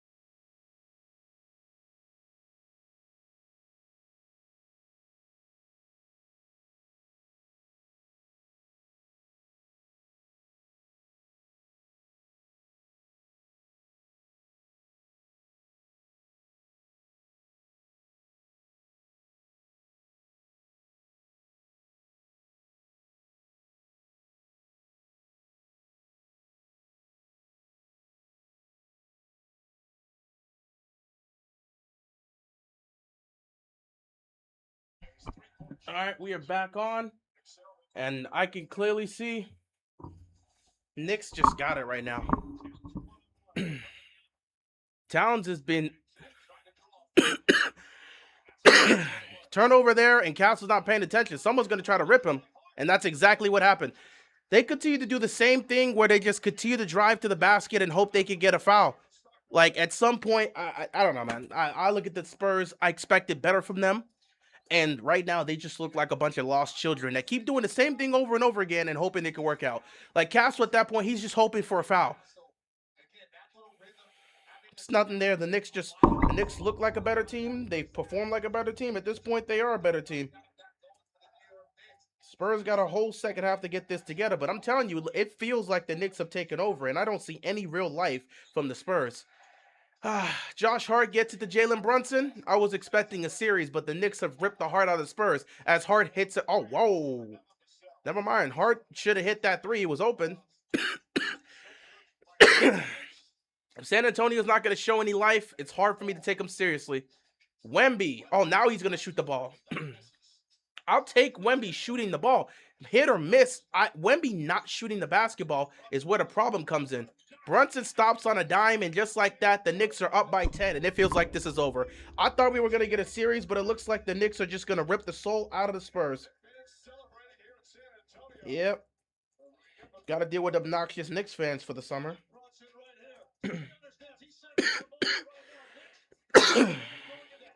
I expected better from San Antonio.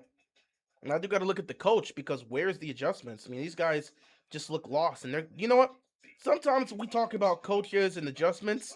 We talk about coaching and adjustments. Sometimes the player just has to want it more. You just have to, you're on the court. Go out and perform. We're actively watching the Knicks just go out there and perform. They don't care what the circumstances, they don't care what the situation is. They're going out there, they're performing, they're executing. It doesn't matter what the situation is. It's a battle of will out there. Right now, the Spurs look like they just don't want to play. The Knicks have taken their hearts. I'm really disappointed. I expected more from San Antonio.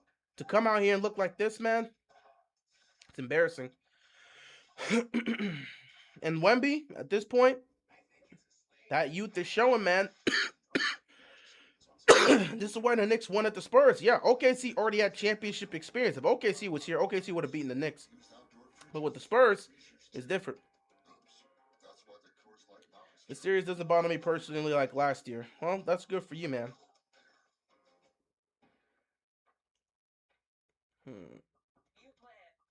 Trying to get something going here. There we go. And then I could just come here and do that. I should take this time to go get some water. Knicks look like they want it more, and the Spurs look dead to me. There's nothing left, man. There's nothing left.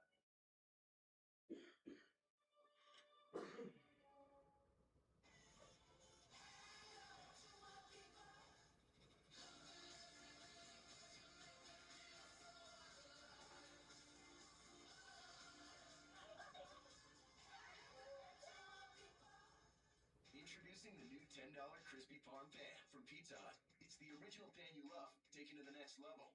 That crispy golden brown crust with a cheesy crunch. Try $10 medium crispy farm pan for a limited time, only at Pizza Hut. Twice yearly prep is here. One office visit every 6 months, 2 times a year for HIV prevention. That's 1-2 prep. That's Yes2Go. Yes2Go is an injectable prescription. Oh boy. Helps to protect against HIV through sex. I expected a series, but this may be a sweep. In all honesty, I'm not interested in watching the sweep. Last year was a 7-game series. I thought this could be that too. But the Spurs, they're still too young. Sometimes you just gotta, I get it, it's just about want. You keep hearing these guys talk in the media, even Wemby. Keep talking about them really just enjoying the moment of being here and how much it means the first playoff run to be here. They just look like they don't have it. The Knicks look hungry, like they really want to win it. The Spurs, they just look like they're happy to be here. It's like, man, we really got this done. First year in our playoffs, and we got it done.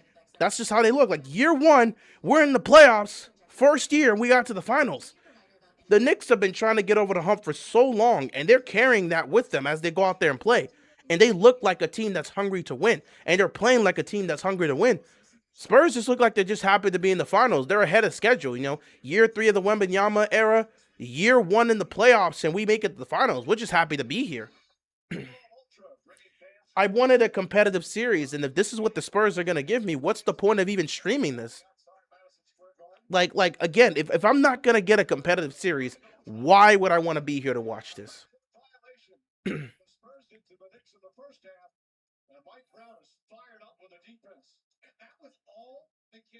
And another turnover by the San Antonio Spurs. It just feels like a waste of time right now. Spurs are turning the ball over. They keep driving to the basket thinking they're going to get something against these guys when it hasn't really worked out all game.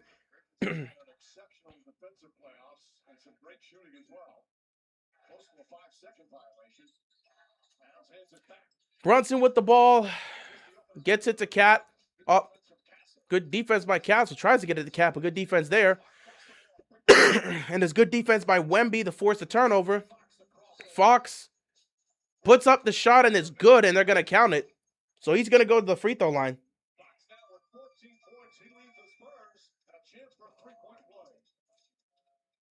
Again, just a transition play coming off the steal. Nick defense isn't set. And I like this. De'Aaron Fox starting to get a rhythm. Knocked down 1-3 already. And had an opportunity to go through. Knicks won it more after 50 years. That's good. I don't care about Spurs having 5 championships, bro. That's cool. I want a competitive series. I know the history for both these teams. I don't want to sit here for a sweep. Last year was a 7-game series when everyone thought it'd be a sweep. I don't care about the history with the Knicks not having a championship in 50 years and the Spurs having a 5. That don't matter to what's happening right now, because this Spurs team, none of these guys got experience. You can't be spending all this time talking about how hungry you are to want to win it, because they kept talking about that heading into this series. You can't talk about how hungry you are just to get manhandled like this. Like, no, I'm not here to listen to the history. Go play. And as a fan that's a fan of basketball, I want this to be a competitive series. If this ends up being a sweep, what was the point? And now the Knicks are just hitting everything. Spurs can't keep up. Knicks are hitting everything. What are we even doing here? Bridges hasn't missed a shot today. He's probably not going to miss a shot because he's hitting everything. Like, what if the Spurs aren't going to compete and match that energy? What are we doing here? And again, they just look lost in sequence. Don't know what they're trying to do. Offensive foul. They look lost, man. I know what the teams are playing like. Again, it's just like I want a competitive series, man. I'm not interested in bringing up history. I want a competitive series. Last year, you had 2 teams. Neither franchise had won a championship, and you could see the hunger in both teams when they went to 7. This time, it just feels like I'm just watching a Knicks team that's hungry and ready to play the finals, and a Spurs team that's just happy to be here. Brunson, one-on-one, good pass here. Get it to Cat, who fakes it, going to the basket. Look at the ball. Ooh, okay, you took a bit too long there. Ball movement was good, but you got to shoot it.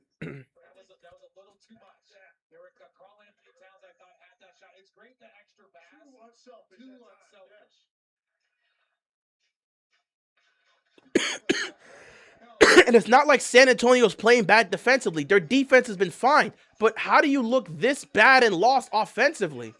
Wemby slams it. He gets a good pass by Castle, slams the ball. Like, how do they look? They look like lost kids offensively. This is not how they looked all postseason long. Credit to the Knicks for frustrating them defensively, but it's not like both teams have been frustrating each other's offense defensively. It's just the Knicks have been able to find counters to that, and they've handled the frustration better. Meanwhile, the Spurs, they've just folded under that. That's what happens when you send the help defense. You give up an open Shamet 3, and now the lead's 11. You cannot be leaving shooters open. He tried to go and double there, just left Shamet wide open, and you get an open 3 from a shooter that's been hitting all postseason long. Vassell for 3, no response. Wembanyama tips it in, and it's good.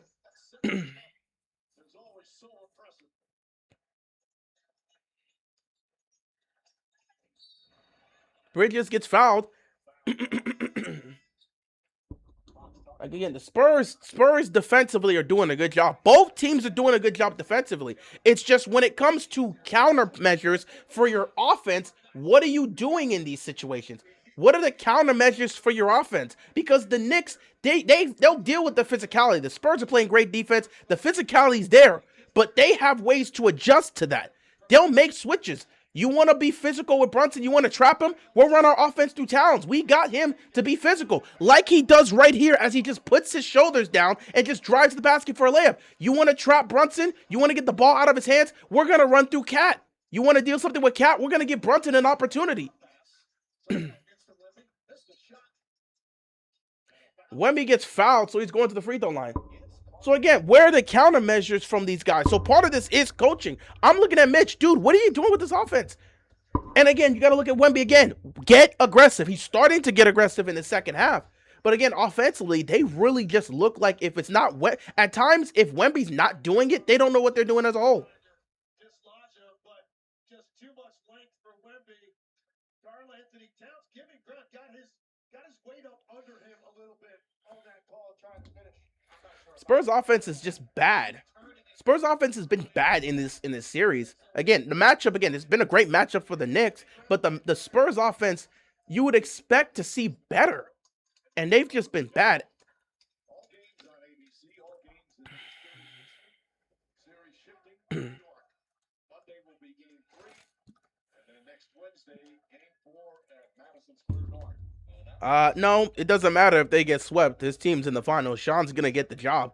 And again, it's not like he's the head coach. So Mitch is gonna get more blame for this than the assistant coach. The head coach is the one that really calls the shots. So Sean's not gonna lose his job if they get swept. Everyone's just gonna look at Mitch and say, dude, what were you doing? Where were the adjustments from you, head coach? So yeah, the Knicks just playing better basketball, dude. They're playing better basketball. Cat also playing good defense here. And see, when they frustrate him, where's the offensive foul? What? Offensive foul on Cat? Where? I don't know about that. What? Where's the offensive foul? And he makes this pass right here. He knows he's got Castle on him now, so he wants to work him into the post. You saw a clamp right there with his right arm. I don't know about that. That's not an offensive foul, dude. That is not an offensive foul. That is not an offensive foul, man. Harper's going to pull up for 3. No good. Keldon Johnson gets the rebound, and he puts it in. And now the Knicks. Are the Knicks going to call timeout? No, they're not going to call timeout. This has to be a time for a run right now. San Antonio, Karl Anthony Towns, they haven't had an answer for it. And now get an opportunity to get him off the floor. Brunson with the ball.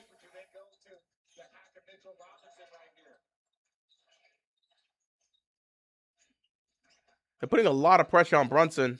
And Brunson can't make the shot. Good defense there.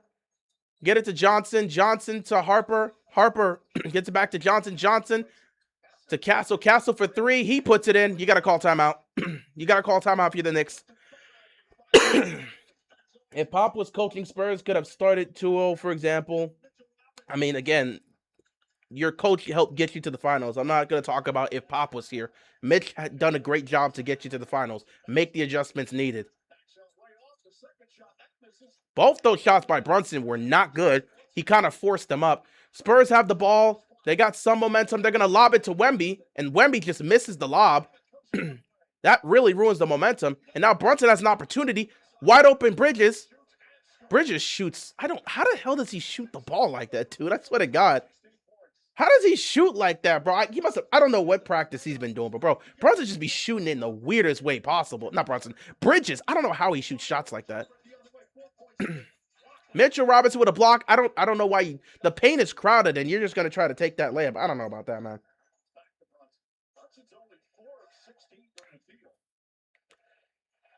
The thing about it is they've been doing a great job on Brunson, but they can't stop Cat and they can't deal with Bridges. That's why the Knicks got all these guys, for all the others to help out. Shamet, mid-range, short. But that's why you go get other guys. In this series, I promise you, Brunson's not going to have great efficiency in this series. They're going to do a great job on him. Wemby's just going to pop a 3 for no reason and hits it. Wemby hits the 3. It's a 4-point game. I'm looking for Mike Brown to call a timeout here. He's not calling it. Anunoby drives. Anunoby layup.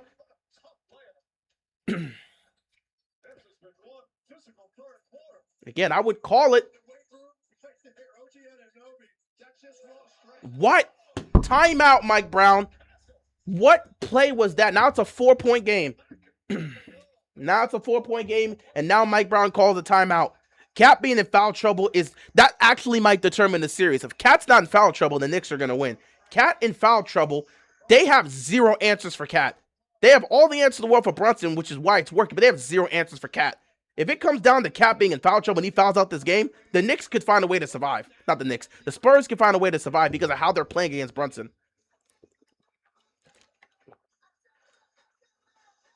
But if that happens, you got to look at Mikal Bridges, who's doing what he's doing, and then you also got to look at OG Anunoby to get himself going as well. It's a 4-point game now, going on a run. Spurs taking advantage of Cap being in foul trouble and get themselves back in this game. Oh, boy. Again, I don't like what I'm seeing from the Spurs offensively at times, man.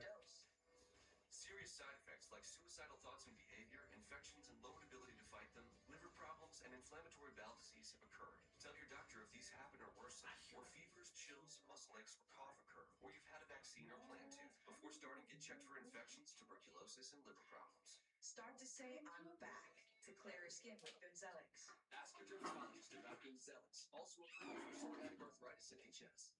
Applebee's all you can eat for just $15.99. That's $15.99 for all the double crunch. 4-point game here. Spurs taking advantage of no Cat on the floor, getting themselves back in this game. While our nation's best are giving their blood, sweat, and tears on the pitch. Was OG in the game at the time? Bridges is hitting everything, so I got to get more looks for Bridges. You got to get more looks for Bridges right now. The game plan is simple. This is what they're going to do in the series. They're just going to do everything in their power to trap and get the ball out of the hands of Brunson. And that's going to lead to a lot of moments where guys have to step up. Cat can't be stopped. Wemby cannot do anything with Cat. Wemby cannot do anything with Cat. It's clear as day. Nobody can stop Cat.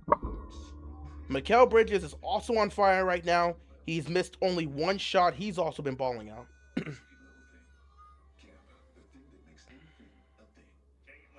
State Farm sees everything, so you get coverage that fits your life and budget.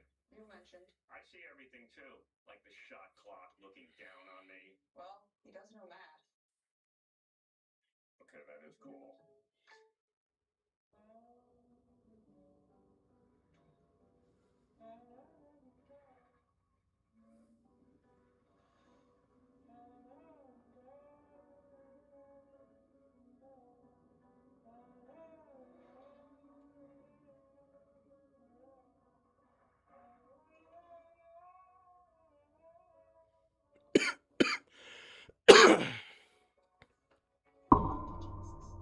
That was a good hezzy. Yeah, good play there by Castle. And that was the perfect time to call a timeout. Or a good time to call a timeout because things were starting to get a little bit nasty there. Back and forth affair now. 4-point game. Spurs got themselves back into it.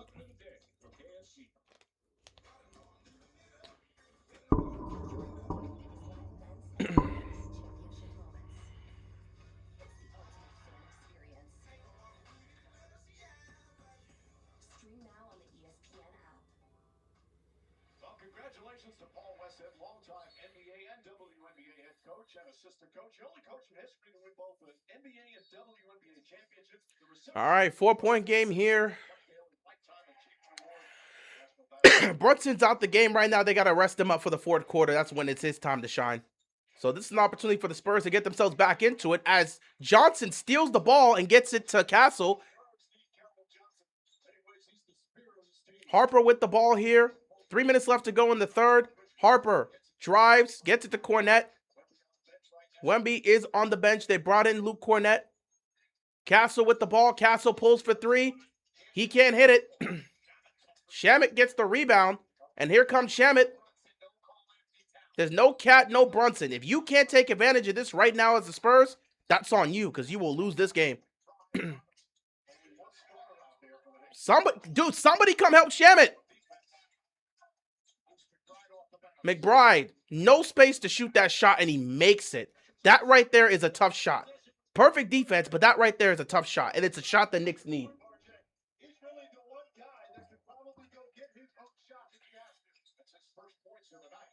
Champagny with the ball now. Gets it back to Castle. 2 minutes left to go in the third. Castle drives, puts up the shot, no good. Again, these guys, you got to play through the contact. The Knicks are playing through the contact. They don't care whistle, no whistle. They're playing through the contact. The Knicks are playing great defense right now. The Spurs are taking advantage of nothing. Back to back. Look at this. There's no Cat, no Brunson, and the Knicks still, not Knicks. The Spurs still can't take advantage of it. No Wemby on the court, and these guys still don't know what they're doing, man. Again, this offense for the Spurs, man. This offense for the Spurs, it's nasty. Keldon Johnson goes inside, fouled. He's going to the free throw line. Again, it's the same old story with the Spurs. They don't, especially when Wemby's off the court, they really don't know what they're looking to do.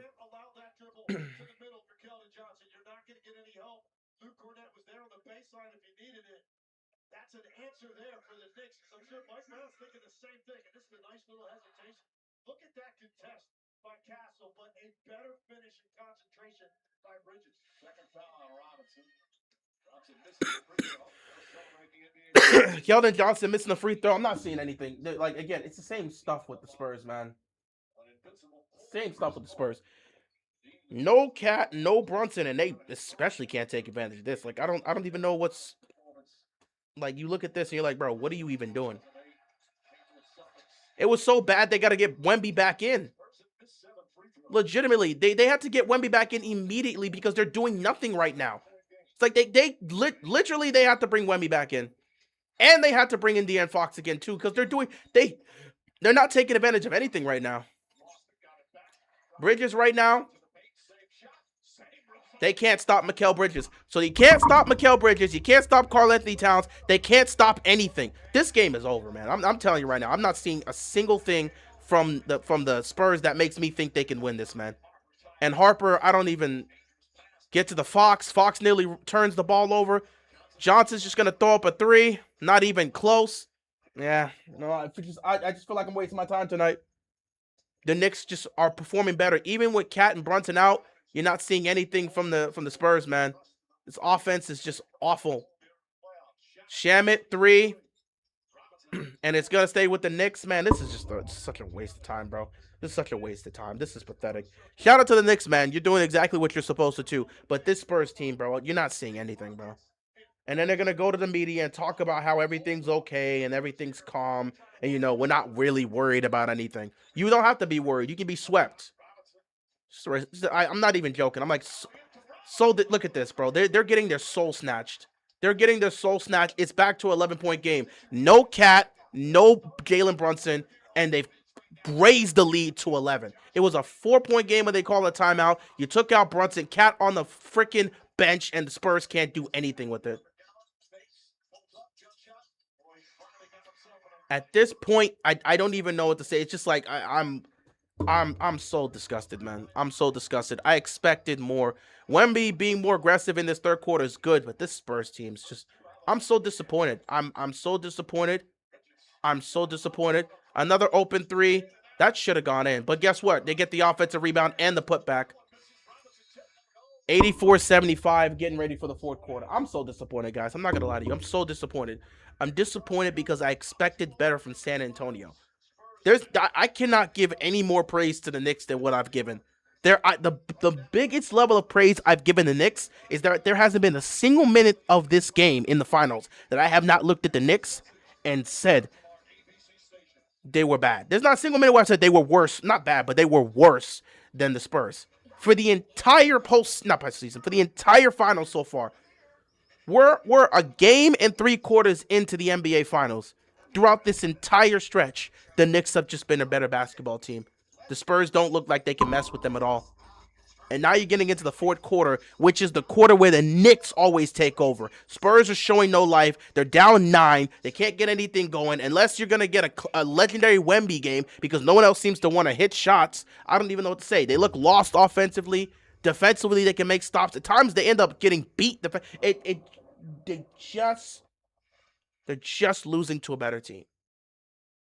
It's as simple as that. They're losing right now to a better team. The Knicks just look like a better team. It's as simple as that. They look like a better team. They're playing like a better team. They're executing like a better team. And if they keep this up, they're going to sweep the Spurs. And then that's just going to be it. I expected this to be a 6, maybe 7 game series, and it's going to be a sweep because the Spurs are not on the same level as the Knicks. Not on the same intensity. And not letting ATTRCM define who you are. Kakubi is an oral medicine proven to help adults with ATTRCM live and have fewer hospitals. Spurs lose tonight, the series is over.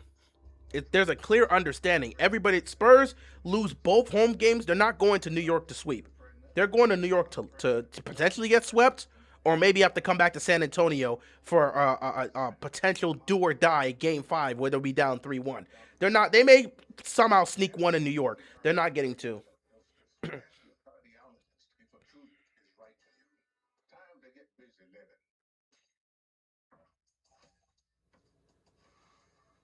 Let's check out who's pressure tested. Brought to you by Nissan, right? This is sad, bro. It's sad watching the Spurs play like this. Knicks are doing everything great. Bridges is cooking them. Cat's cooking them. You can continue to do this whole thing where you want to double team Brunson and stop him from doing his thing. They got Bridges who's hitting everything. They got Cat who's dominating. All they need is one or two of the other guys to go off. They can still win. We can take a look at the stats right now and just give you an understanding of how it looks right now. This right here. Spurs are, I don't see anything. The game is still there for the taking, but Spurs, man, I don't see anything from these guys. OG Anunoby, 12 points, 4 of 7 from the field. Cat, 21 points, 8-11 of the field. Bridges, 20 points, 8 of 9 of the field. You're not winning when they're this efficient. Their starting lineup, everybody but Josh Hart, he doesn't score. But their starting lineup is all in double digits. The only person that's shooting poorly is Brunson. And that's by design because the Spurs are trapping him. But OG Anunoby's efficient. Cat's been efficient. Bridges has been efficient. You can't win like that. Meanwhile, 3 of 8 from Fazell, 4 of 12 from Castle. You got Wemby and you got De'Aaron Fox that have both been efficient, but it's just not enough. The Knicks are just the better team. The Knicks are just a better team. I don't even know what to tell you, man. You got a whole fourth quarter to try to figure this out. Season is absolutely on the line. If they lose tonight, they're going to potentially be swept.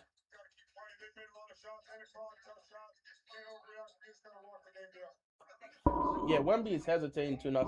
Wemby was better in that third quarter. Wemby was a little bit more aggressive in that third quarter. Scored 12 points in the third quarter. That's what you want to see. But, again, I don't know what they're going to do offensively as a team. Just looking at this offense, man, it's bad. It's really bad.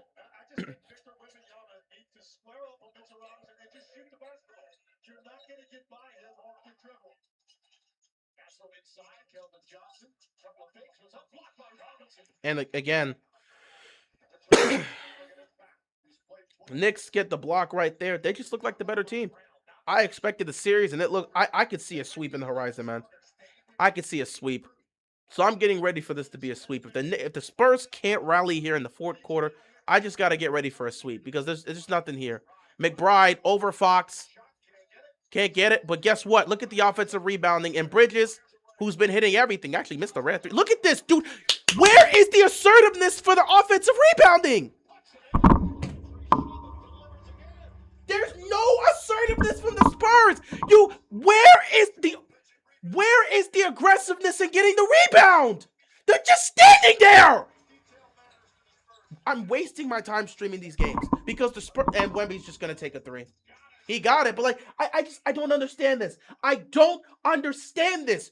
Where is they're just standing there looking around. Nobody's going after the rebounds. I'm watching a Knicks team that is competing at the highest level, giving us what we want in the finals. And then I'm looking at the Spurs failing to match that intensity.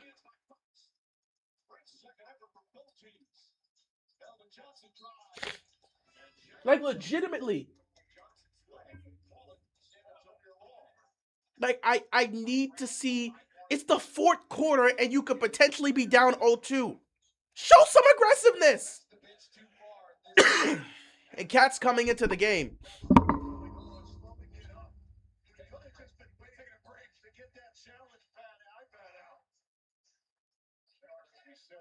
And now Cat and Brunson's coming in. It feels like game over with 10 minutes left. It feels like game over, man.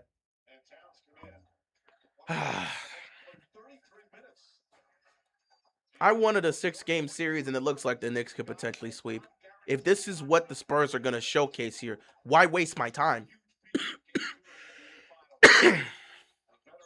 87-78. Plenty of time left for this to be a competitive game. Spurs to Castle. That's a good offensive play there. 87-80. Show some intensity. You're on the verge of being down 0-2. Show some intensity here. It's the NBA Finals. Match the intensity so we can actually enjoy. Here's Cat. Nice pass. Wemby blocks it. Castle. And it gets deflected. And obviously, Brunson, you're going to have to wait. Wait, Brunson. Wait, you know. Gotta wait.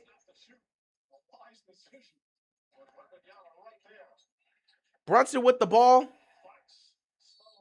And it's a foul. Just going to push him out of bounds. What are you doing? And then Fox.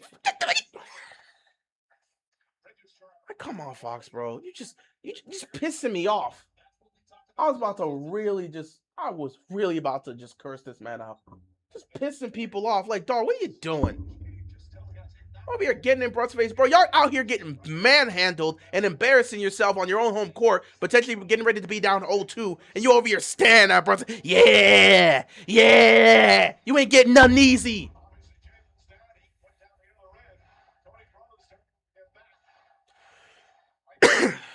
Well, the crowd is trying to rally these guys. Can the Spurs respond?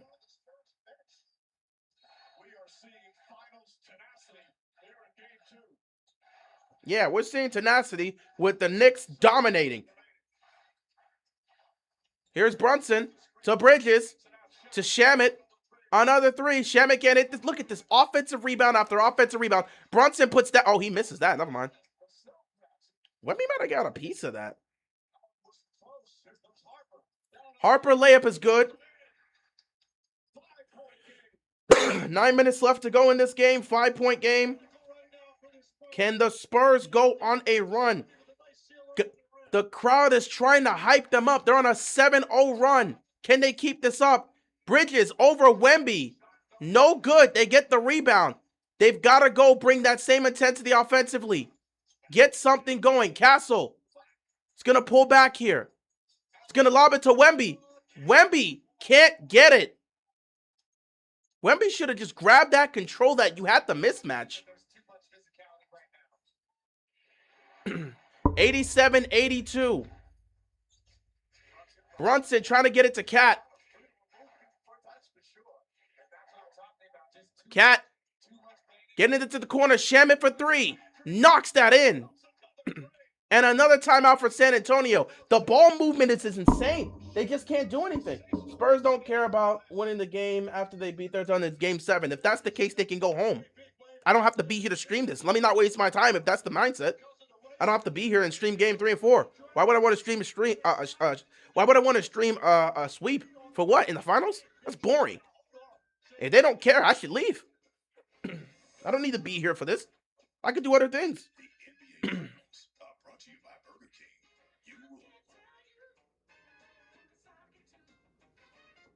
you know salsa was invented when Puerto Ricans took Cuban rhythms to New York? But yeah, they're just getting manhandled, man. It's just bad. Spain made the churro after Jamaicans took their sound systems to the UK. And the opportunities are there. They're just not taking full advantage of it. This is what the world gets when 48 nations meet to play one beautiful game.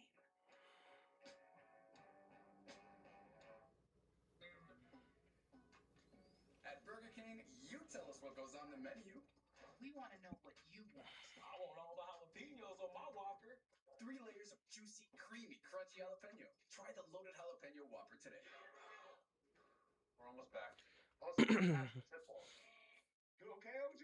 I like to see you guys like a mountain at my age. We're almost there. Howdy, fellas. Hey, Ted. I got the game. Got the game? Now where's the rest of the team? I get him. Yeah, Spurs again have to rally, man. They have to rally. It's just poisonous. Yeah. When the connection matters, it has to be AT&T.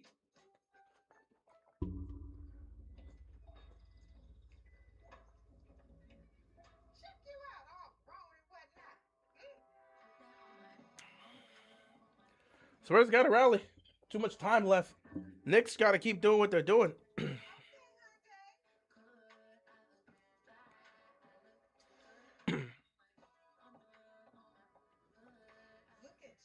And the unfortunate part is as the game starts to rally down, they have to really focus on just playing one-on-one. So they can't trap Brunson, which is going to work into the advantage of the Knicks because once Brunson can get a one-on-one look, it's over.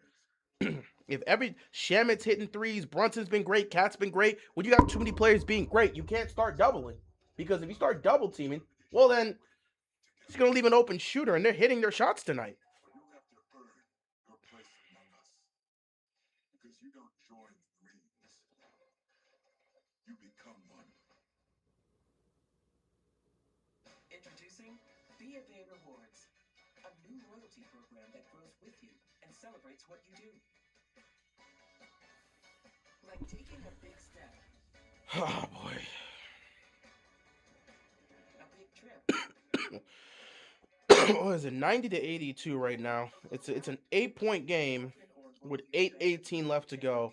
And again, I didn't even talk about the bench. Shamit's giving you 13. Mitchell Robinson's got 7. Like, you're getting production. And Shamit's shooting 5 of 11, but he's 3 of 6 from 3. Game 3 of the Stanley Cup final between the Hurricanes and the Golden Knights as the series shifts to Vegas. Yeah, an 8-point game now. It's there on a platter for both teams. Like I said, in game 1, the team that can execute more consistently offensively will ultimately take the win. We saw that happen in game 1 for the Knicks. And right now in game 2, we're seeing it again for the Knicks. The Spurs need to rally. Spurs need to rally. Running out of time here. Running out of time. 8 minutes left, so this could go either way. But again, if they can't match that intensity, if they can't start executing, it becomes a problem. Here comes Fox. Fox gets it out to Harper. Harper drives. Harper goes for a layup and he's fouled. And it's going to be on OG Anunoby, so Harper's going to go to the free throw line.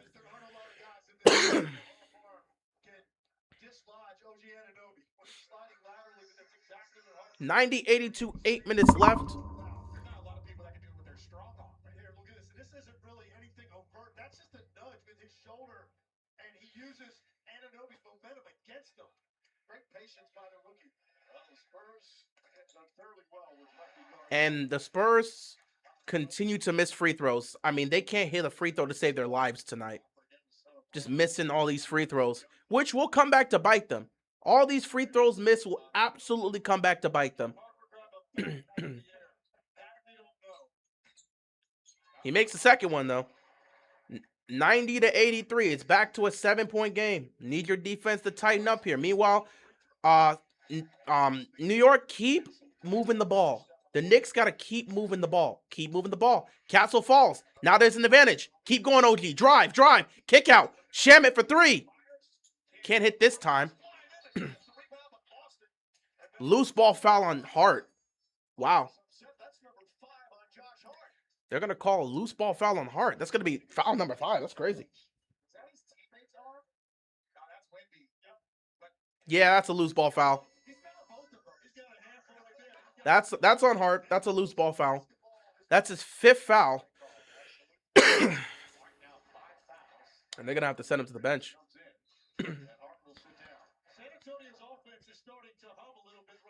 90-83. Single coverage in game 1 down the stretch. Now the double teams, the Knicks are starting to figure out as well. Castle with the ball. They're going to drive. Wow. They didn't call anything there. I don't even know what Castle was doing there. He got trapped. Oh my God. What a layup by Brunson. 92-83. And again, like I'm saying, man, execution here has been better with the Knicks and the Spurs. They're like Castle drove right into the defense and had no idea what he wanted to do afterwards. You can't drive into the defense without an idea. Figure something, and he gets fouled there. Wow. His 4th foul. So Hart has 5, Anunoby and Towns each with 4. It's going to be a side out. Like, what is he doing there? What is Castle do? These turnovers, I don't understand. Castle's just been making stupid play after stupid play after stupid play after stupid play. Like, you got to make your decision at some point, man. You got to be smart with your decision making here. 8 to shoot. And he's just trying to get a foul. Dude, anytime you start playing for foul calls, it's the quickest way to get beat. OG Anunoby for 3, and that's going, oh, in and out is crazy. But again, look at this. Where is the assertiveness to get the rebound? End the game now. The Spurs are doing the same crap every single time. No assertiveness to get the rebound. How many second chance points are you going to give up? Why am I wasting my time here? You got Castle flopping to get calls that he's not going to get. And then you got nobody actively asserting themselves to get the offensive rebound. How many second chance points are you going to give up? Why am I here? This is a waste of time. Why am I here? It's a waste of time. It's a waste of time. Why am I here? Why am I here streaming this? Clearly, there's one team that understands the moment and is playing like it. But I'm not interested in watching a sweep. Why am I here? Why am I here? If the Spurs are going to do the same idiotic dumb... If they're going to continue to do this crap, why am I here? Why am I here? They lose this game, in all honesty, I would have to seriously consider whether or not I would want to stream Game 3, let alone watch it. Because I don't see anything the Spurs are doing that makes me believe they can do anything to win a game against the Knicks. How many rebounds how many second chance points are you going to give up?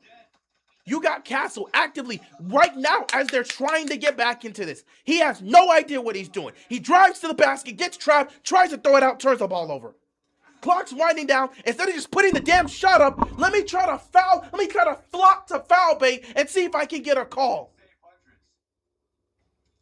You have no idea what you want to do offensively. You guys look lost offensively.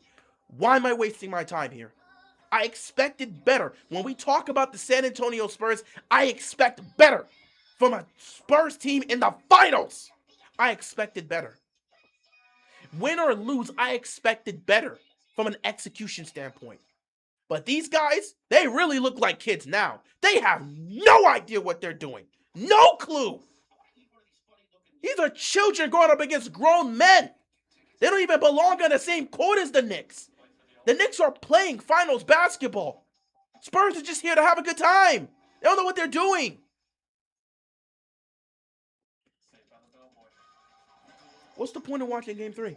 If they lose tonight, what's the point of watching Game 3? Through 2 games, we have a clear understanding. Through 2 games, we have an understanding of what we're watching. Why watch Game 3? Why stream Game 3? It's going to be the same story every time with the Spurs. They may get off to a quick start. It ain't going to last. They can't hold on to a lead. They can't match these guys' intensity. And down the stretch, they can't execute like the Knicks. What's the point? What's the point? I'm not interested in watching a sweep. I legitimately, they lose tonight, I would have to seriously consider whether or not I want to stream Game 3. Because there's no point in me sitting here watching the same thing over and over again, getting frustrated with these guys acting like idiots out there. Stephen Castle has no idea what he wants to do with the basketball. He has no idea. And the one thing that pisses me off more than anything is when you guys are in playoff games. Regular season game, it annoys me. But in playoff games, and you're trying to rely on the refs to bail you out. Clock's winding down. Put the damn shot up. Stop trying to look for contact there. Because every time you do that crap, it doesn't work. Stop trying to look for contact. The clock's winding down. Shoot the ball like you normally would shoot it. Why are you looking for the refs to save you?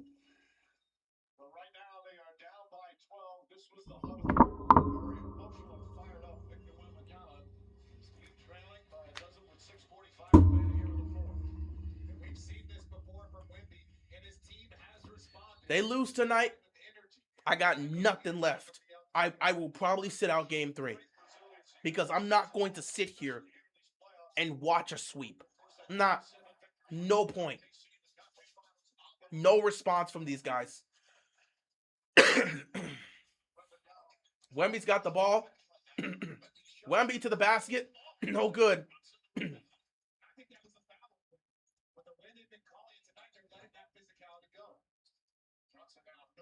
6 minutes left. The Knicks are completely in control with no life left with the Spurs. Wemby can do whatever he can to try to fire him up. It ain't going to change anything. Anunoby's going to drive right past him, gets right to the basket, and slams it on Wemby. This game is over. It's a 14-point game with 6 minutes left. Game's over. There's nothing here. Knicks winning the finals. It's over. There's nothing here. Are you ready for football season? I've been ready for football season, man. Yeah, I'm ready for football season, bro. I'm excited for the Ravens. Ready for football season. Castle just sitting on the bench. You've been horrible in the finals, dude. Just out there playing like a jackass. You don't know what you're doing. And I know they're young. The youth is clearly showing here. But my God, man. You can't be looking this bad.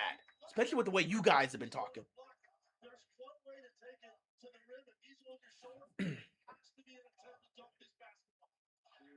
Of the offensive game of OG Anunoby in the playoffs, so critical for the Knicks.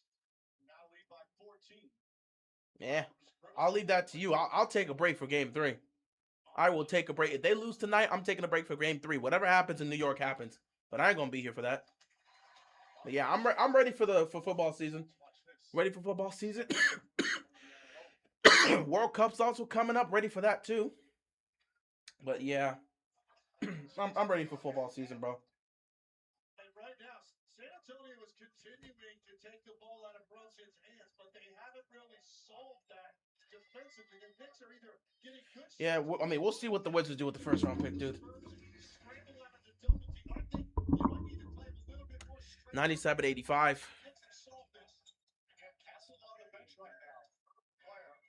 Nah, with the way he's playing, which has been trash, keep him on the bench. He's been garbage, man. He's just making stupid decisions. He doesn't know what he wants to do with the ball. He's over here foul baiting. Brunson's crossing over, crossover. Got Wemby jumping. Got it to Cat. Cat got blocked. Oh, it didn't touch the rim. So they're going to get a shot clock violation. 97-85. 5:35 left to go.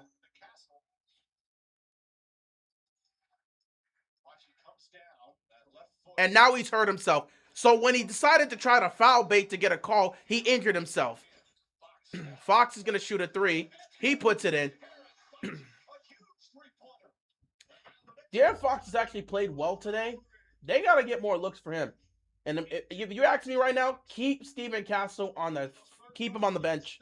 He's played so poorly tonight. He's played so poorly in the series, but he's played so poorly tonight. Keep him on the bench. De'Aaron Fox also has to be a little bit more aggressive.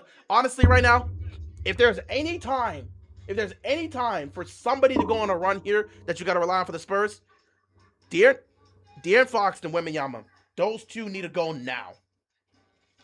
Victor Wembanyama and De'Aaron Fox. It comes down to that. You got to show something. You got to show something. Way too much time to just be sitting here playing the way you played. And Castle, all here looking like a jackass, just doing whatever he's doing, trying to foul bait, just turning the ball over. Just keep him on the bench. No reason to bring him back out here. He has been a negative. Complete negative. Complete negative.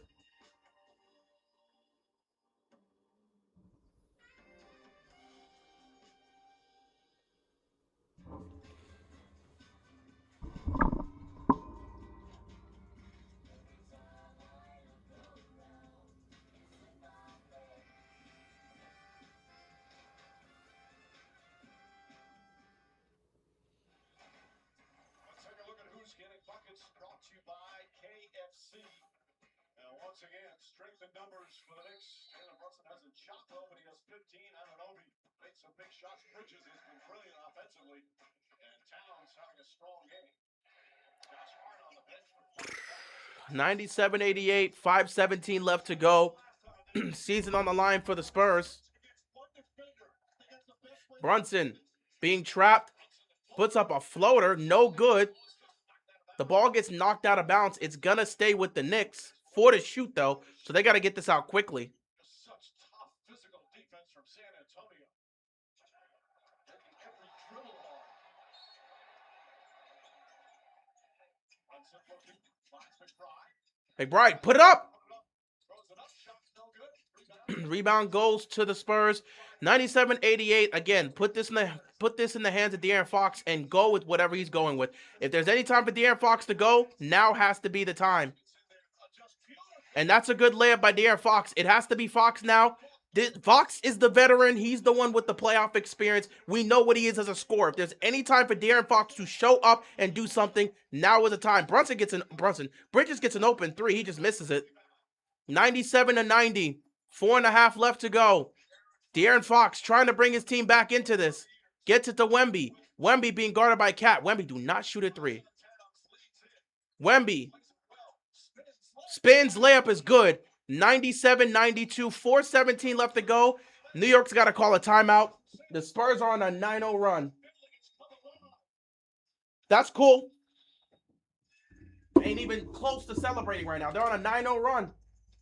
Ain't even close to celebrating with the way you guys have played. And honestly, we'll see what happens here. But dog, Steven Castle, we're going to have a conversation about him. The nastiest thing that could happen tonight for Steven Castle is he gets benched for the rest of this game. The Spurs rally and win game 2. If that happens, there's going to be some very uncomfortable, very serious, uncomfortable conversation about Steven Castle because he's been awful in this series. If you're telling me they bench him and go on a run to win this game, yeah, you got to look at Castle and say, buddy, we got to have a talk. Those are what I call benefits.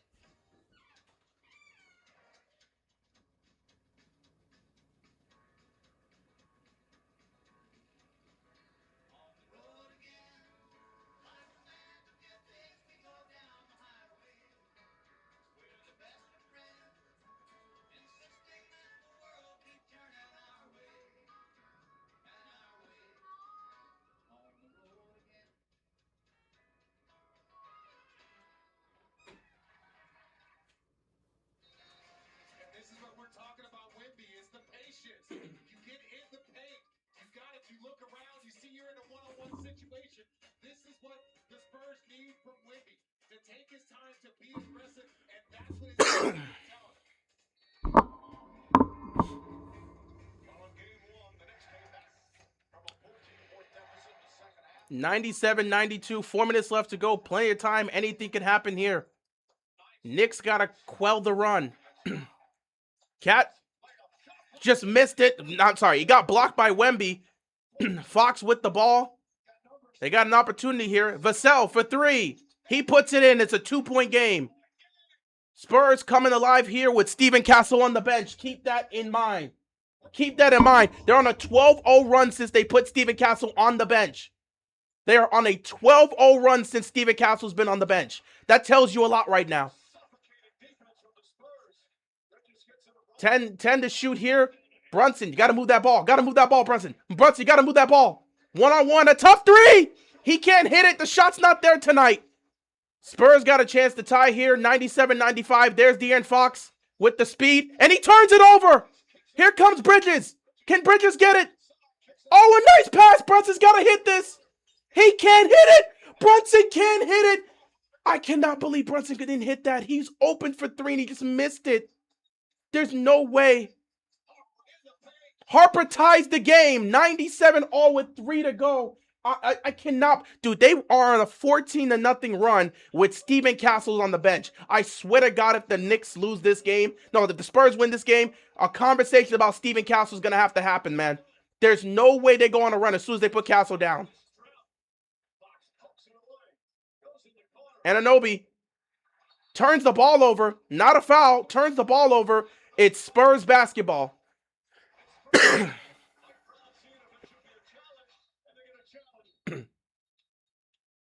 Knicks are going to challenge this. I think that should be Knicks basketball.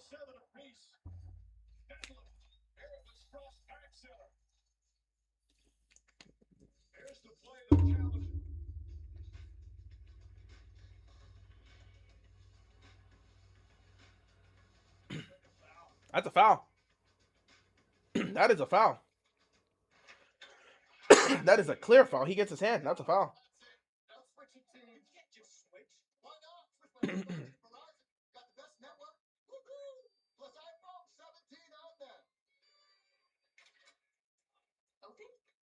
Worst game I've ever seen, but the best deal. Celebrate the dads and grads in your life. Get iPhone 17, iPad, and Apple Watch on us. No trade-in needed. Nachos? Yes.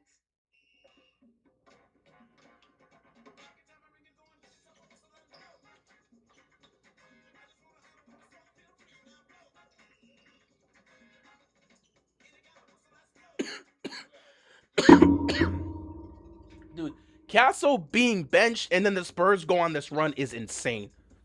That's gonna speak highly. Gonna speak highly on how bad Castle's been. And how his decision making at times has put them in a position that they're in. Here's the play. The Knicks are challenging. That's a foul. Champagne looks like he hit him on the wrist. Here's Tony Brothers. At the review, there is contact to the arm on the shot. Foul. Therefore, this is approximate foul.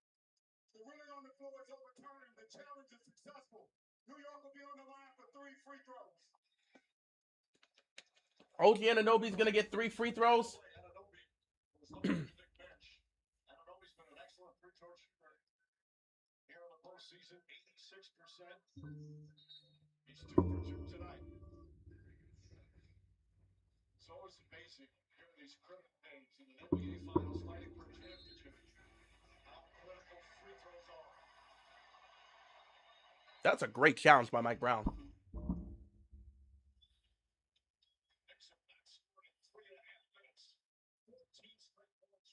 OG Anunoby's a good free throw shooter. He should be able to get all 3. Got the first one. Knicks, how are you blowing the game? Simple. The Spurs benched Stephon Castle. Castle got benched, and automatically the Knicks went on a run. Not the Knicks. The Spurs went on a run. So now I got to look at Castle and wonder, what are you doing, big dog? Why is it that they bench Castle and immediately go on a run? These are the first free throws of the second half for the Knicks. And that makes no sense. When you look at the physicality, that's what we were talking about. On both sides. A little bit more freedom of movement. There's a wrestling match. OG makes all 3, and the Knicks are up by 3 with 2.5. Now we've got a game. I want to see how the Spurs are going to react now. Season's on the line here because you can't go to New York down 0-2. Fox splits the defense, lobs it to Wemby, and it goes through. It's a 1-point game. And Fox is injured. That ankle's hurting him.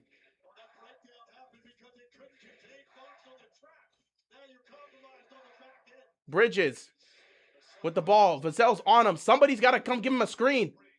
And he fought through the screen. Bridges, the clock, Knicks, the clock. He missed it. And it's Knicks basketball.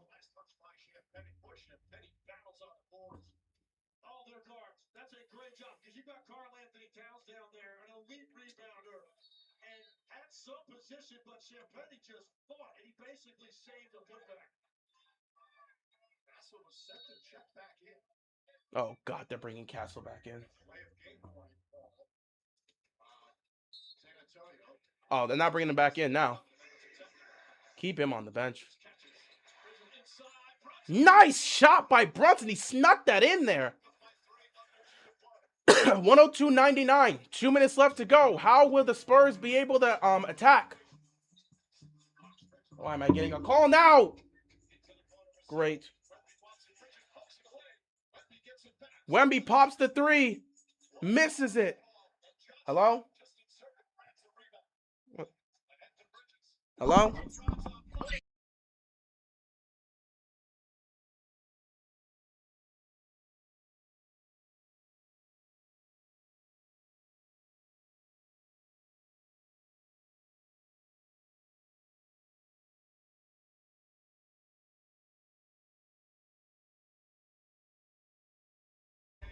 Goaltending here. Harper gets the basket. It gets blocked, but it's off the backboard.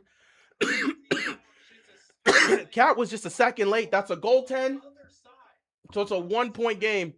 Knicks trying to hold on to a 1-point game here. I'm trying to hold on to a 1-point lead. They got to go execute one or two great possessions from the Knicks, and they can take this. What are they reviewing? It hit the glass. Officials want to make sure it's such a critical call, and they're allowed to do that if the goaltend is called. That'll definitely be 2 points for San Antonio. That's clearly goaltend. As clear as it gets right there. After review, the ruling on the floor is confirmed. It's a goaltending violation. The clock will be reset to 1:25. You can understand them doing it because it's such an important basket, and obviously the quick replay review. Here's what I want to know now. Josh Hart's coming in. 102-101. 1:25 left to go. Have the nerve to do that here with what he did to them in game 1 down the stretch. Crucial 1 minute 25 seconds. Can the Knicks take a 2-0 lead? Can the Spurs even things up? A 1-point game. Bridges with the ball. 1:18 left to go. Knicks up by 1. Can they hold on? Can they survive? Bridges with the ball. Good defense here by Champagny. Bridges, shot clock's winding down. He's got to put something up. He's got to make a decision. He loses the ball. Harper's got it. Harper, waiting. Gets it to Wemby. Wemby fouled and won. And the Spurs are going to take the lead with 57 seconds left to go in the game. I cannot believe what's happening here. This team was dead in the water. They put Stephon Castle on the bench, and they came back. What conversations do you have now? They were dead. They were playing terrible basketball. They put Castle on the bench and go on a run to take the lead now? There's no way. If the Spurs win this game, there's going to be an uncomfortable conversation about Castle. Ain't no way in hell. Wemby's got to hit this free throw, though. He hits the free throw. It's a 2-point game with 57 seconds left. This is the first lead of the second half for the Spurs. They were down by 4. A lot of pressure being put on Brunson. They're letting all of this go. 45 seconds to go. 10 on the shot clock. Brunson's going to make a move. Brunson steps back. Tough shot. Puts it in. It's a tie game with 39 seconds left. San Antonio's going to call a timeout because this is important now. I'll be right back. Jalen Brunson with the answer once again. Saw this in game 1. We're all tied up. 39 seconds.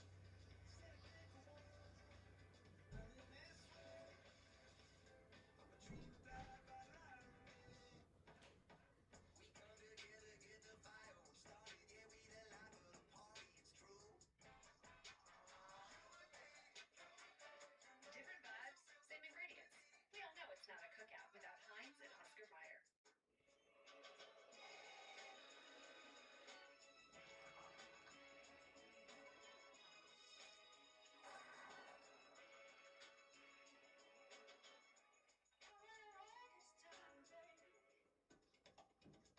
Operation Pizza is a go. Ready, throw.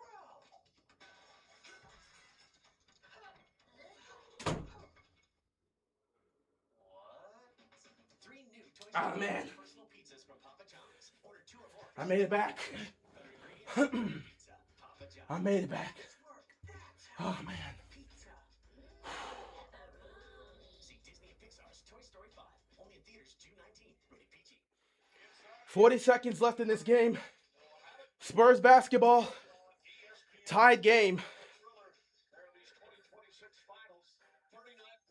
It comes down to this. Spurs need a good possession here. You got to get it to Wemby.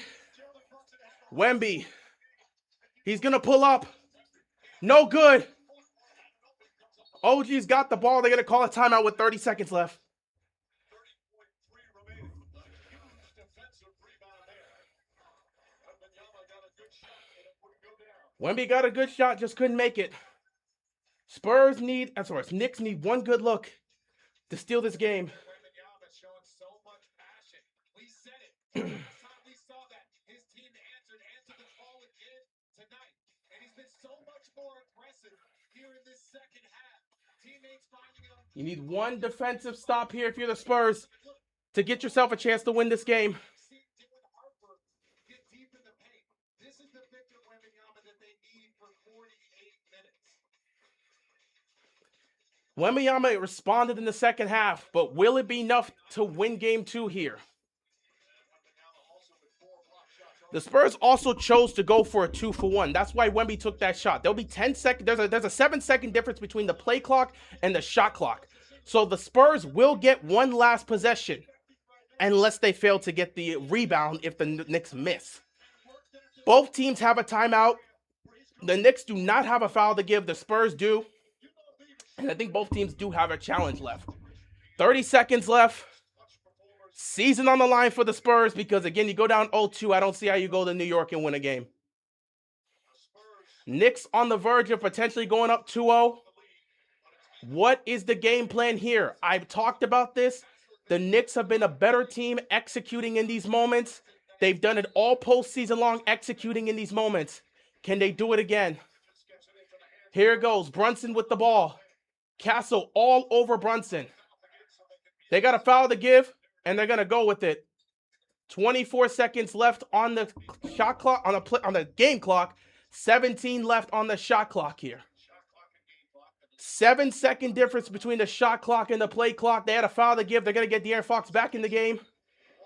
Brunson one-on-one with Castle. There it is. Brunson. He missed it. Spurs have it. 13 seconds left.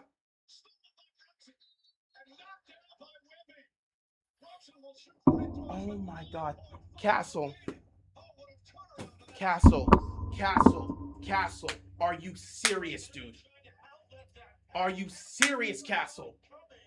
Nah, bro, I'm done with this dude. Are you serious? Wemby, they get the stop. Wemby gets the basket. He's trying to pass it to Castle, and Castle's not even paying attention. Are you serious?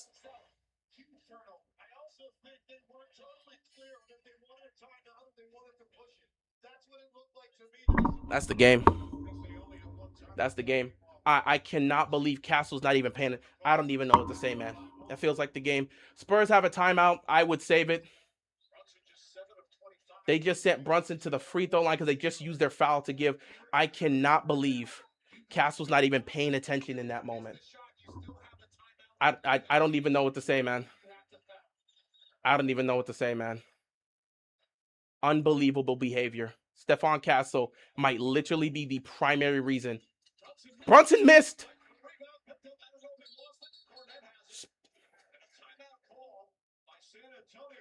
All right. Brunson missed the second free throw, so there's still a chance that San Antonio can win this game on a game winner. 7.5 left to go. Final timeout used here. I'm surprised Brunson missed the second free throw. Cornette was able to get it, and then they called the timeout.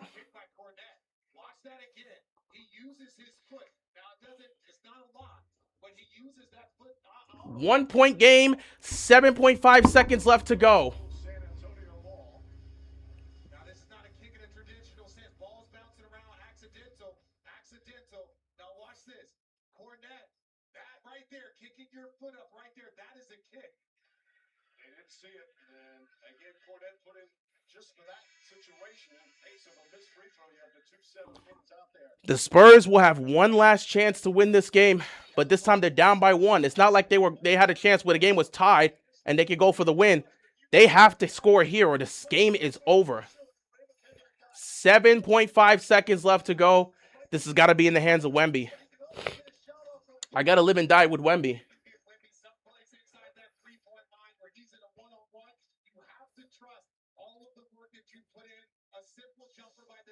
So, 7 seconds away from the Knicks going up 2-0 or the Spurs tying the series. What's going to happen? 7 seconds left to go. You get it to Fox. 6 to shoot. Fox to Wemby. Wemby for the win. And the Knicks won. Wemby missed. 2-0 lead. Wemby missed. I don't even know what to say, man. They rallied back. Wemby had a clean look. He missed. Yeah, series is over, man. I don't think I'm going to stream game 3. I cannot believe this. You put the ball in the hands of your best player. He had a clean look, and he missed. Also, Stephon Castle not paying attention in that sequence, which led to the turnover. I don't even know what to say. Spurs fans might actually grow to hate Stephon Castle after this. I don't know how you look at Castle any differently, man. And Wemby, you had a clean look. This is on Wemby now. Castle, he's probably the most hated man in San Antonio right now. But Wembanyama had a clean look for the game. You put the ball in the hands of your best player and you let him go and win you the game. Wemby had a clean look.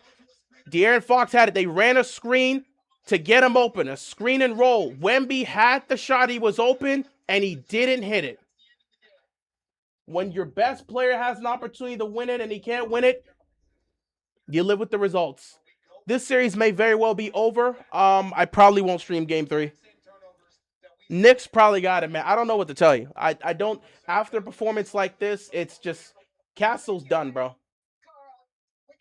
Might be the most hated man in San Antonio after tonight. I don't know what else you could possibly say to make this feel any better. Stephon Castle might actually be the most hated man in San Antonio tonight. Like, just letting you know that. They got the stop on Brunson, and Castle's not even paying attention in that situation. Yeah. Yeah. Castle might actually be. If I'm gonna make a change, I'm drastically decreasing his minutes. We can't like he might actually have to get pulled from the starting lineup. I'll put somebody else in. You've got to move with somebody else. The adjustment has to be made. 2 games and Castle's been garbage, and he cost you this game as well by not paying attention. Knicks up 2-0. Series is not over, quote unquote, but I don't see a world where San Antonio goes to New York and wins 2 games on that court. I'm telling you right now, man, if the Knicks find a way to blow a 2-0 lead, which I don't see happening, they find a way to blow a 2-0 lead, this will be the most heartbreaking loss of any New York sports team in the history of New York sports as a whole. I don't know what to tell you, man. Wemby had a shot to win it. He didn't hit it. But Castle right now, the way he's played, the way he's been terrible, the mistakes he's made, the fact that he's not even paying attention towards the end of the game. Wemby's getting the ball. He's trying to push on a fast break. At this point, I also say this. Coach Mitch got to call a timeout there. Coach Mitch has to call a timeout there. They haven't done well in these fast break situations, and Castle, not being aware, literally causes the turnover to happen. Legitimately, Castle needs to be benched. Adjustments need to be made in that lineup. His minutes need to drop. They got to make some changes. If they're going to get back into the series, they got to make some changes. But yeah, right now it looks like the Knicks are going to potentially sweep them. There's nothing else to say. The next Game 3 is on Monday. They're going to New York. Game 3 on Monday, and I don't see any way for San Antonio to win. I don't. If the Knicks choke this will be the biggest choke in New York sports history, but it looks like it's over. The Spurs knew they had to get this one, and they just didn't. And there's going to be conversations. Castle's looking directly at him and just completely forgets. What is he doing? What is he doing in that situation? I honestly can't believe it, man. Yeah, Stephon Castle, man. 2 games in the NBA Finals, he's been awful. Wemby is going to be called out for that shot. And yeah, that's just how it is. Hate that Knicks fans are actually going to be happy. That toxic fan base doesn't deserve anything, and that owner doesn't deserve anything. But damn it, give it credit. I'm going to give credit to the players. Stephen A. Smith also doesn't deserve anything. So like the Knicks, the toxic Knicks fans don't deserve to be happy. That piece of garbage owner, James Dolan, doesn't deserve to be happy. And Stephen A. Smith certainly doesn't deserve to be happy. But the players, this will be everything to Cat. Cat has gone through a lot in his life. He's lost a lot in his life. He deserves this. Brunson has been undermined and underestimated his entire career. He deserves it. So the players absolutely deserve it. Mike Brown has been through hell throughout his career. We don't need to talk about that. Y'all remember his time with Kobe. Y'all remember his time with LeBron. He's been through it all. So Mike Brown definitely deserves it. A lot of guys on the Knicks side absolutely deserve it. If they win, I'll be happy for the players, but I'll be absolutely disgusted because the Knicks fans don't deserve to celebrate a title. That owner doesn't deserve to celebrate a title. Stephen A. Smith doesn't deserve to celebrate a title. But that's just one of the things that just comes with it when you have these toxic fan bases win a championship. You know, when the Eagles won the Super Bowl, we all knew it was going to be toxic. Eagles won a Super Bowl and immediately said Jalen Hurts is top 3. You get that with these fan bases. So the Knicks fan base don't deserve anything. They don't deserve happiness, and they don't deserve to celebrate a title. But they're going to get it. Stephen A. Smith doesn't deserve to celebrate. James Dolan doesn't deserve to celebrate. But those players, Jalen Brunson deserves a championship, and him and his team are playing like it. Cat's gone through so much in his life. Him winning a ring would be great for his story. So Mike Brown's been through it throughout his entire coaching career. He absolutely deserves it. But yeah, we'll have to see how things go. Ultimately, San Antonio, I don't know what you can do, man. At the end of the day, mentally, You feel like in both these games, you felt like you didn't play your best, and when you played your best, you felt like you were the better team. They'll argue that, but you lose both games at home. Where do you go from? Excuse me. Where do you go from here? I'm dead serious. Where do you go from here? Where do you go from here? Also, more about that terrible owner, James Dolan. You think anyone's going to convince him to actually allow Charles Oakley to be able to be in the Garden for an NBA Finals game? Can you let can James Dolan put his fragile ego to the side and let Charles Oakley be there for Game 3 and 4 of the NBA Finals at the Garden? You think he's going to let that happen? One can hope. People have been trying to convince him Charles Oakley deserves to be there. He should have an opportunity to be at the game.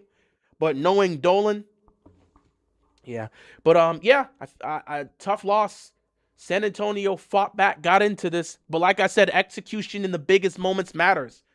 And as soon as I saw Castle come back in the game, I just had this feeling. I'm like, yeah, he's been awful, and he hasn't done a single good thing in this finals. I don't think you should put him back in. And coach decided to put him back in. Now you got to look at coach. What adjustments are you going to make? What type of what speech, what conversation, what discussion, what can you have in that locker room that can rally this team back down 0-2? You're going to go on the road into the most hostile environment in the NBA. And this is going to be 15 times. 50, not even 15. This is going to be 1,000 times more hectic because the Garden has always been hot. Even when that team has been complete dog water, their Garden's been hot. When they make the playoffs, their Garden is hot. They haven't been to the NBA Finals in 27 years. Do you understand what's going to happen at the Garden? In that environment, what could the Spurs even do to get themselves back into this? Well, we'll have to see. I'll say this now. Probably not going to stream Game 3. Wish the Spurs the best of luck. But I probably will not be streaming Game 3. When is Game 3? Let me look at how this is gonna go. Game 3 is on Monday. I probably won't stream Game 3, but I could be back for Game 4. Pretty sure I got something going on Monday, which is why I was kind of like, even if this series was tied, it was going to be a stretch for me to do Game 3. But Monday, probably not going to stream Game 3. Game 4, we'll stream it. Now, I'll sit back and say this. If the Spurs lose Game 3 as well, there's no point in me streaming Game 4. They're getting swept. The series is over. But in terms of Game 3, I'm probably not going to be able to stream that one. So we'll see what happens ultimately. With that being said, I'm going to call it a night here. It feels like the season's over. I was hopeful that we would actually get a interesting series, but man,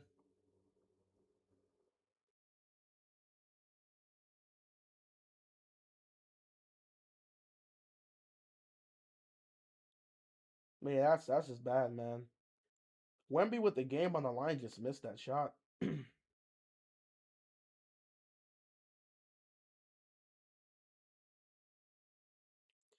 I don't know what you can do. I don't know what type of I don't know how you get back into this if you're the Spurs because you're going on the road. What conversations can you even have at this point?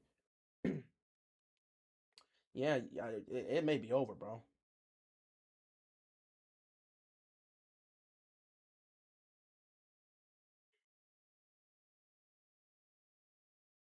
That's actually pathetic, man.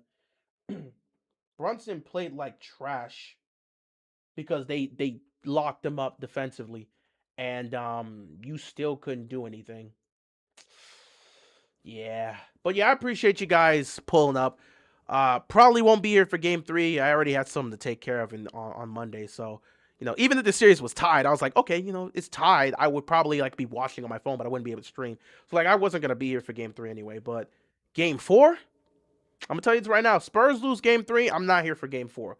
I'll probably go live afterwards and have a stream that's labeled "The Knicks win the championship." So you'll probably see me there for Game 4. If Game 3 ends in a Knicks win, if Spurs can't take a game out of the series, it's over. But if they lose Game 3, I won't stream Game 4. However, after the game, when they win, because they'll win Game 4, they're not gonna blow a 3-0 lead. When they win, I'll probably come on live to give my congratulations to the Knicks fans, and then deal with the Knicks being disgusting. Okay, they're gonna deserve it because again, at the end of the day, your team wins. You can be as horrible, you can be as cocky, you can be as arrogant, you can be as disrespectful as you can because everybody that doubted your team, they're gonna be proven wrong. I sat back and said all throughout the postseason that the Knicks weren't gonna win the championship. They win the championship, I'm gonna get a lot of heat on Twitter. Don't really care, but like I'm gonna get a lot of heat on Twitter, and I'm like, hey man, credit to y'all. Did not believe in you at all. Expected you to choke. You didn't. Congrats. Move on with my day. But Knicks fans are relentless, so I'm sure I'm going to get some heat on Twitter. Then again, I'm not that active on Twitter to care, and I'm not that active on Twitter to where I think Knicks fans are going to attack me for saying their team's not going to win, when obviously I never believed in the Knicks and never will believe in the Knicks. But if they win the championship, I'll be happy for the players. Either way, San Antonio, man, I don't know what to say, man. I think you have to make a change in the lineup. Stephon Castle has been garbage for 2 games. He has been very bad. You have to make a change. Like Mitch can't just sit on this and be like, okay, you know, we've been in these games, we've been competitive for these games, we've been right there. What happened in the final seconds? Wemby made a stop on Brunson. It was a tie game. Wemby made a stop on Brunson and was trying to take the ball up. Mitch should have called a timeout there. Again, I hate when teams decide to not use a timeout. Use your timeout there and be smart. Use your timeout and get your team set up for the best offensive play possible. Because when you don't do that, dumb stuff like that happens. So Wemby made the stop, got the rebound, and Stephon Castle was right next to him coming up the court. Castle looked at Wemby. Wemby saw him. Then Castle turned his head as Wemby's now throwing the ball to Castle because Castle is already in a better position. Brunson's trying to make a stop right there. So he's trying to throw it to Castle so he can go up the court, maybe on a fast break to get a layup to take the lead and potentially win the game. What ends up happening is Castle turned his head and completely forgot to look back as Wemby threw the ball to him. It bounces off of the back of Castle. Brunson was able to get the ball, steal it. He gets fouled, goes to the free throw line. He shoots one free throw, makes it. Shoots the second free throw, misses it. Spurs get the ball, use their final timeout. They run a beautiful offensive set, little bit of a pick and roll right there to get Wemby open. Wemby was open for a game-winning shot over Mitchell Robinson. He just missed it. He just missed it. So that's how the game ended in the final seconds. Spurs couldn't hit the game. Wemby couldn't hit the game winner. Spurs lose by 1. Knicks go up 2-0 in the NBA Finals. And now games 3 and 4 at the Garden is going to be the most hostile environment anybody's played in the 21st century.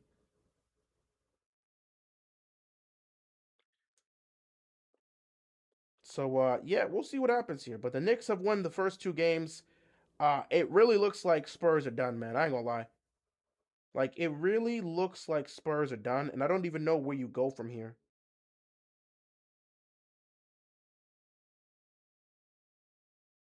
So, yeah, I think it may be over for the Spurs. Like, I'm dead serious. It may be over for the Spurs. Like, I don't see any way. It may be over for the Spurs. Knicks really about to win a championship, man.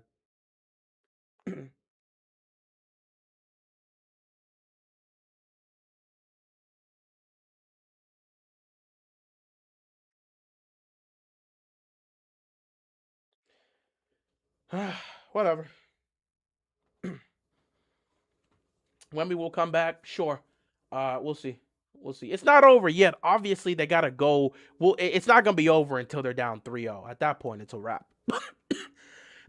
But again, losing both games at home, that hasn't happened since what? The Bulls won game 1 and 2. It was like that has happened since 1993. Because I remember maybe a little bit further than that. But like the Bulls in '93 went to Phoenix and stole game 1 and game 2, and then Phoenix won 2 straight. They won games. No, sorry.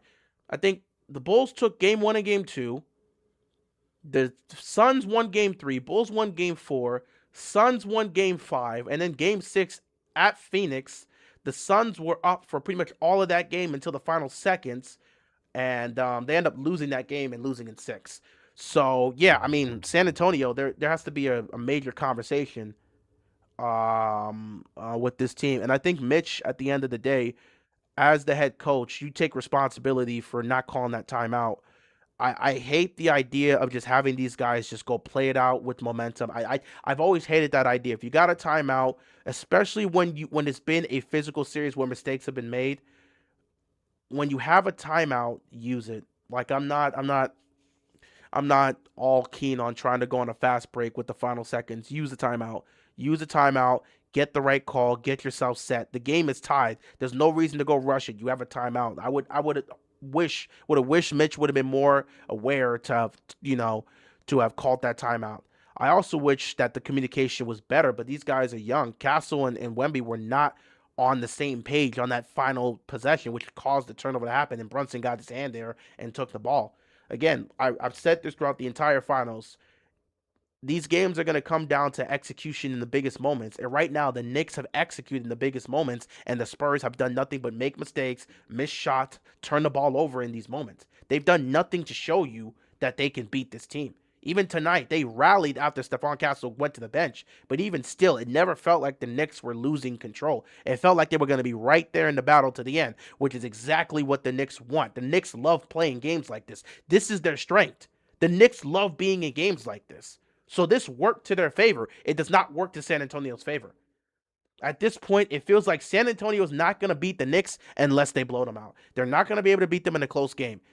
Game 1 and 2, literally in the final 2 minutes, it was a tie game. And guess what? Game 1, mistake after mistake after mistake for the Spurs. Execution, execution, execution for the Knicks. Game 2, literally a tie game. Mistake from the Spurs. Execution from the Knicks. I don't know what else to tell you, man. I don't know what else to tell you. That's just all you need to know about this series so far. So yeah, I wish the Knicks best. I wish the Spurs best of luck. I was hopeful we would get a 6 or 7 game series. Now at this point, I gotta hope something else changes, man.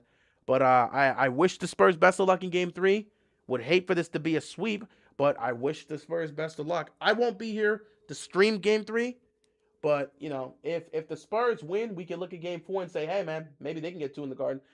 It'd be crazy if we go back to San Antonio tied 2 apiece. I think that would be major. If the Spurs somehow take both in the Garden, that would be a huge blow to the Knicks. But right now, the Knicks are just riding momentum. And at this point, you can say whatever you want to say. You can feel however you want to feel. I don't know how this is going to end. This Knicks team has been a historical team. This has been a historical playoff run. They've won 13 straight playoff games. They've won 13 straight playoff games. This is a historical team. Win or lose in this series, which at this point it looks like they're going to win, this is a historical team. And if they complete the championship, there will be serious talks about this team.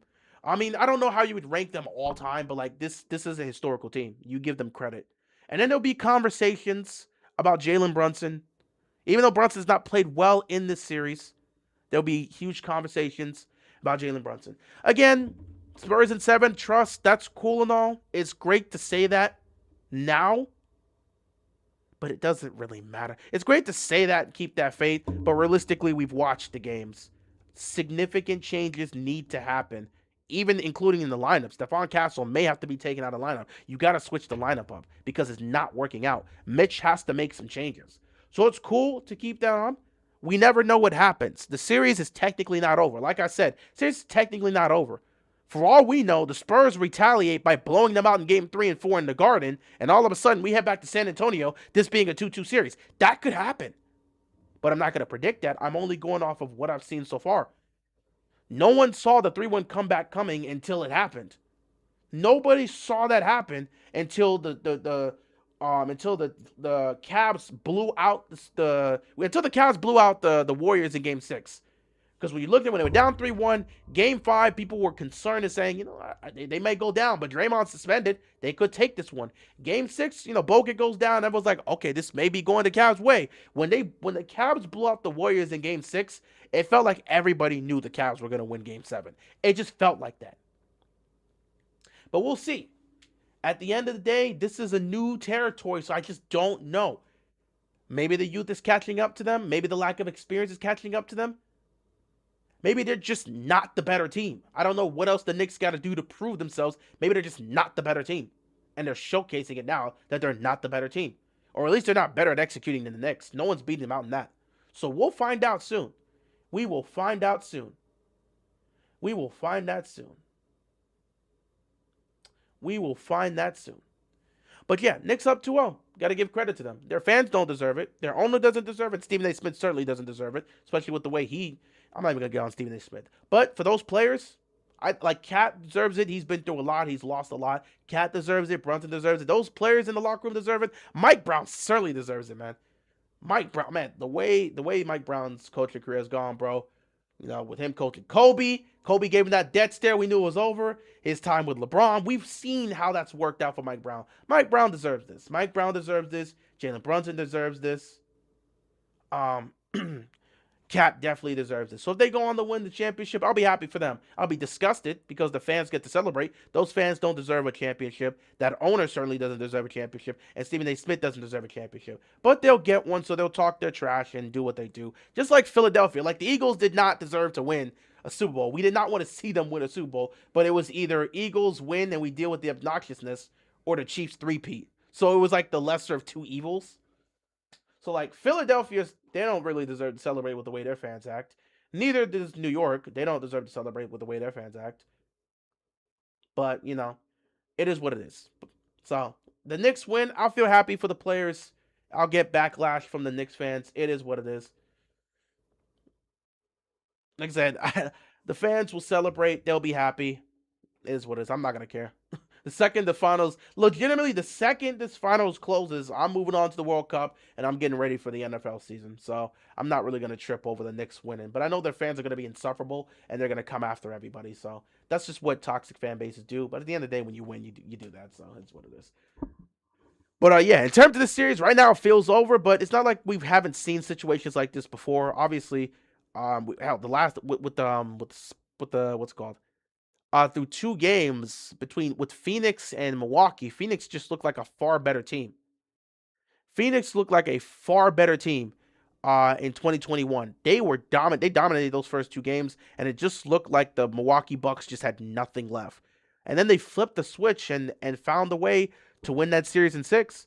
So series is not over technically, but this is a tall task for a young group to go in the Madison Square Garden in the NBA Finals against a team that's gotten their number twice now in the finals and find a way to tie the series. Dude, if Knicks win game three, it's a sweep. If Knicks win game three, it's a sweep and there's nothing else to be said. As a Knicks hater, nothing would make me happier than for them to lose both games in New York and just get their hearts broken. But, at this point, I don't see it. Unless significant changes are made. They have to make significant changes in that lineup. Stephon Castle cannot be in your starting lineup moving forward. He just can't. When you lose two games like this, you have to make a switch. You got to make a change. I'm looking at Mitch very closely now. What type of adjustment is he going to make? What adjustments is he gonna make? They're gonna be heading into the most hostile environment to play in. What adjustments will he make? What adjustments will he make? I'm dead serious. What adjustments will he make? Because the season's on the line. Season is on the line. What adjustment will he make? What adjustment will he make?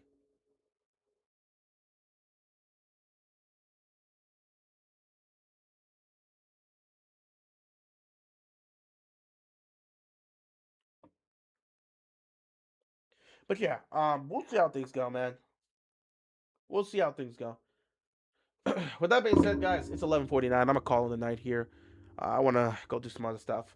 Congratulations to the New York Knicks. I know those Knicks fans are being toxic, disrespectful. If there's somebody with a Spurs jersey out there in New York, just stay in your house, dude. They might kill you out there. I'm dead ass serious. I'm not even joking. If the Knicks win a championship, people are gonna get arrested. The city's going to be destroyed. The NYPD, the entire NYPD is going to have to be out on the streets if the Knicks win the championship. They're going to destroy everything. People are going to be arrested. People are going to be hospitalized, maybe worse. If you choose to leave your house in New York, you choose to leave your house, your apartment when the Knicks win the championship, or if, but at this point it feels like when, Knicks win the championship, don't leave your house. If you live in New York, bro, do not leave your house because I promise you, it's going to literally be what do I want to sit back and say? I'm trying to think of a game right now that I could use. It's going to be chaos out there. The entire city is going to be destroyed. These people haven't won a championship in what, 50 plus years? This is the same fan base that runs their mouth like they're a dynasty when their team wasn't even making the playoffs. And then they would make the playoffs and get eliminated in the first round, and they would run their mouth like they're a dynasty. You let those dudes get a championship, they're going to destroy the city. I need you to understand this. This New York is going to be destroyed if these guys win a championship. Everybody's getting arrested. The entire NYPD will not be able to stop this. Stay in your house if the Knicks win. I'm letting you know this now. Stay in your house if the Knicks win. San Antonio, good luck. With that being said, I will see you guys later. Just like I said, I won't be here to stream Game 3, unfortunately. Who knows? Maybe I'm just bad luck. What if I just don't stream and somehow the Spurs win Game 3 in dominant fashion? If that happens, I might not stream Game 4. I might have to sit back and wait till Game 5 and say, hey, I will see you in Game 5 in San Antonio. If the Spurs win Game 3 in a dominant fashion, I'm not streaming Game 4 because I could potentially be bad luck. Then again, I would have to come back for Game 5. Which will be fine. I guess I'll stream Game 5, won't stream Game 6, and then if we get a Game 7, you know how it is. But yeah. We'll see what happens. With that being said, guys, appreciate you tuning in. I will probably see you later.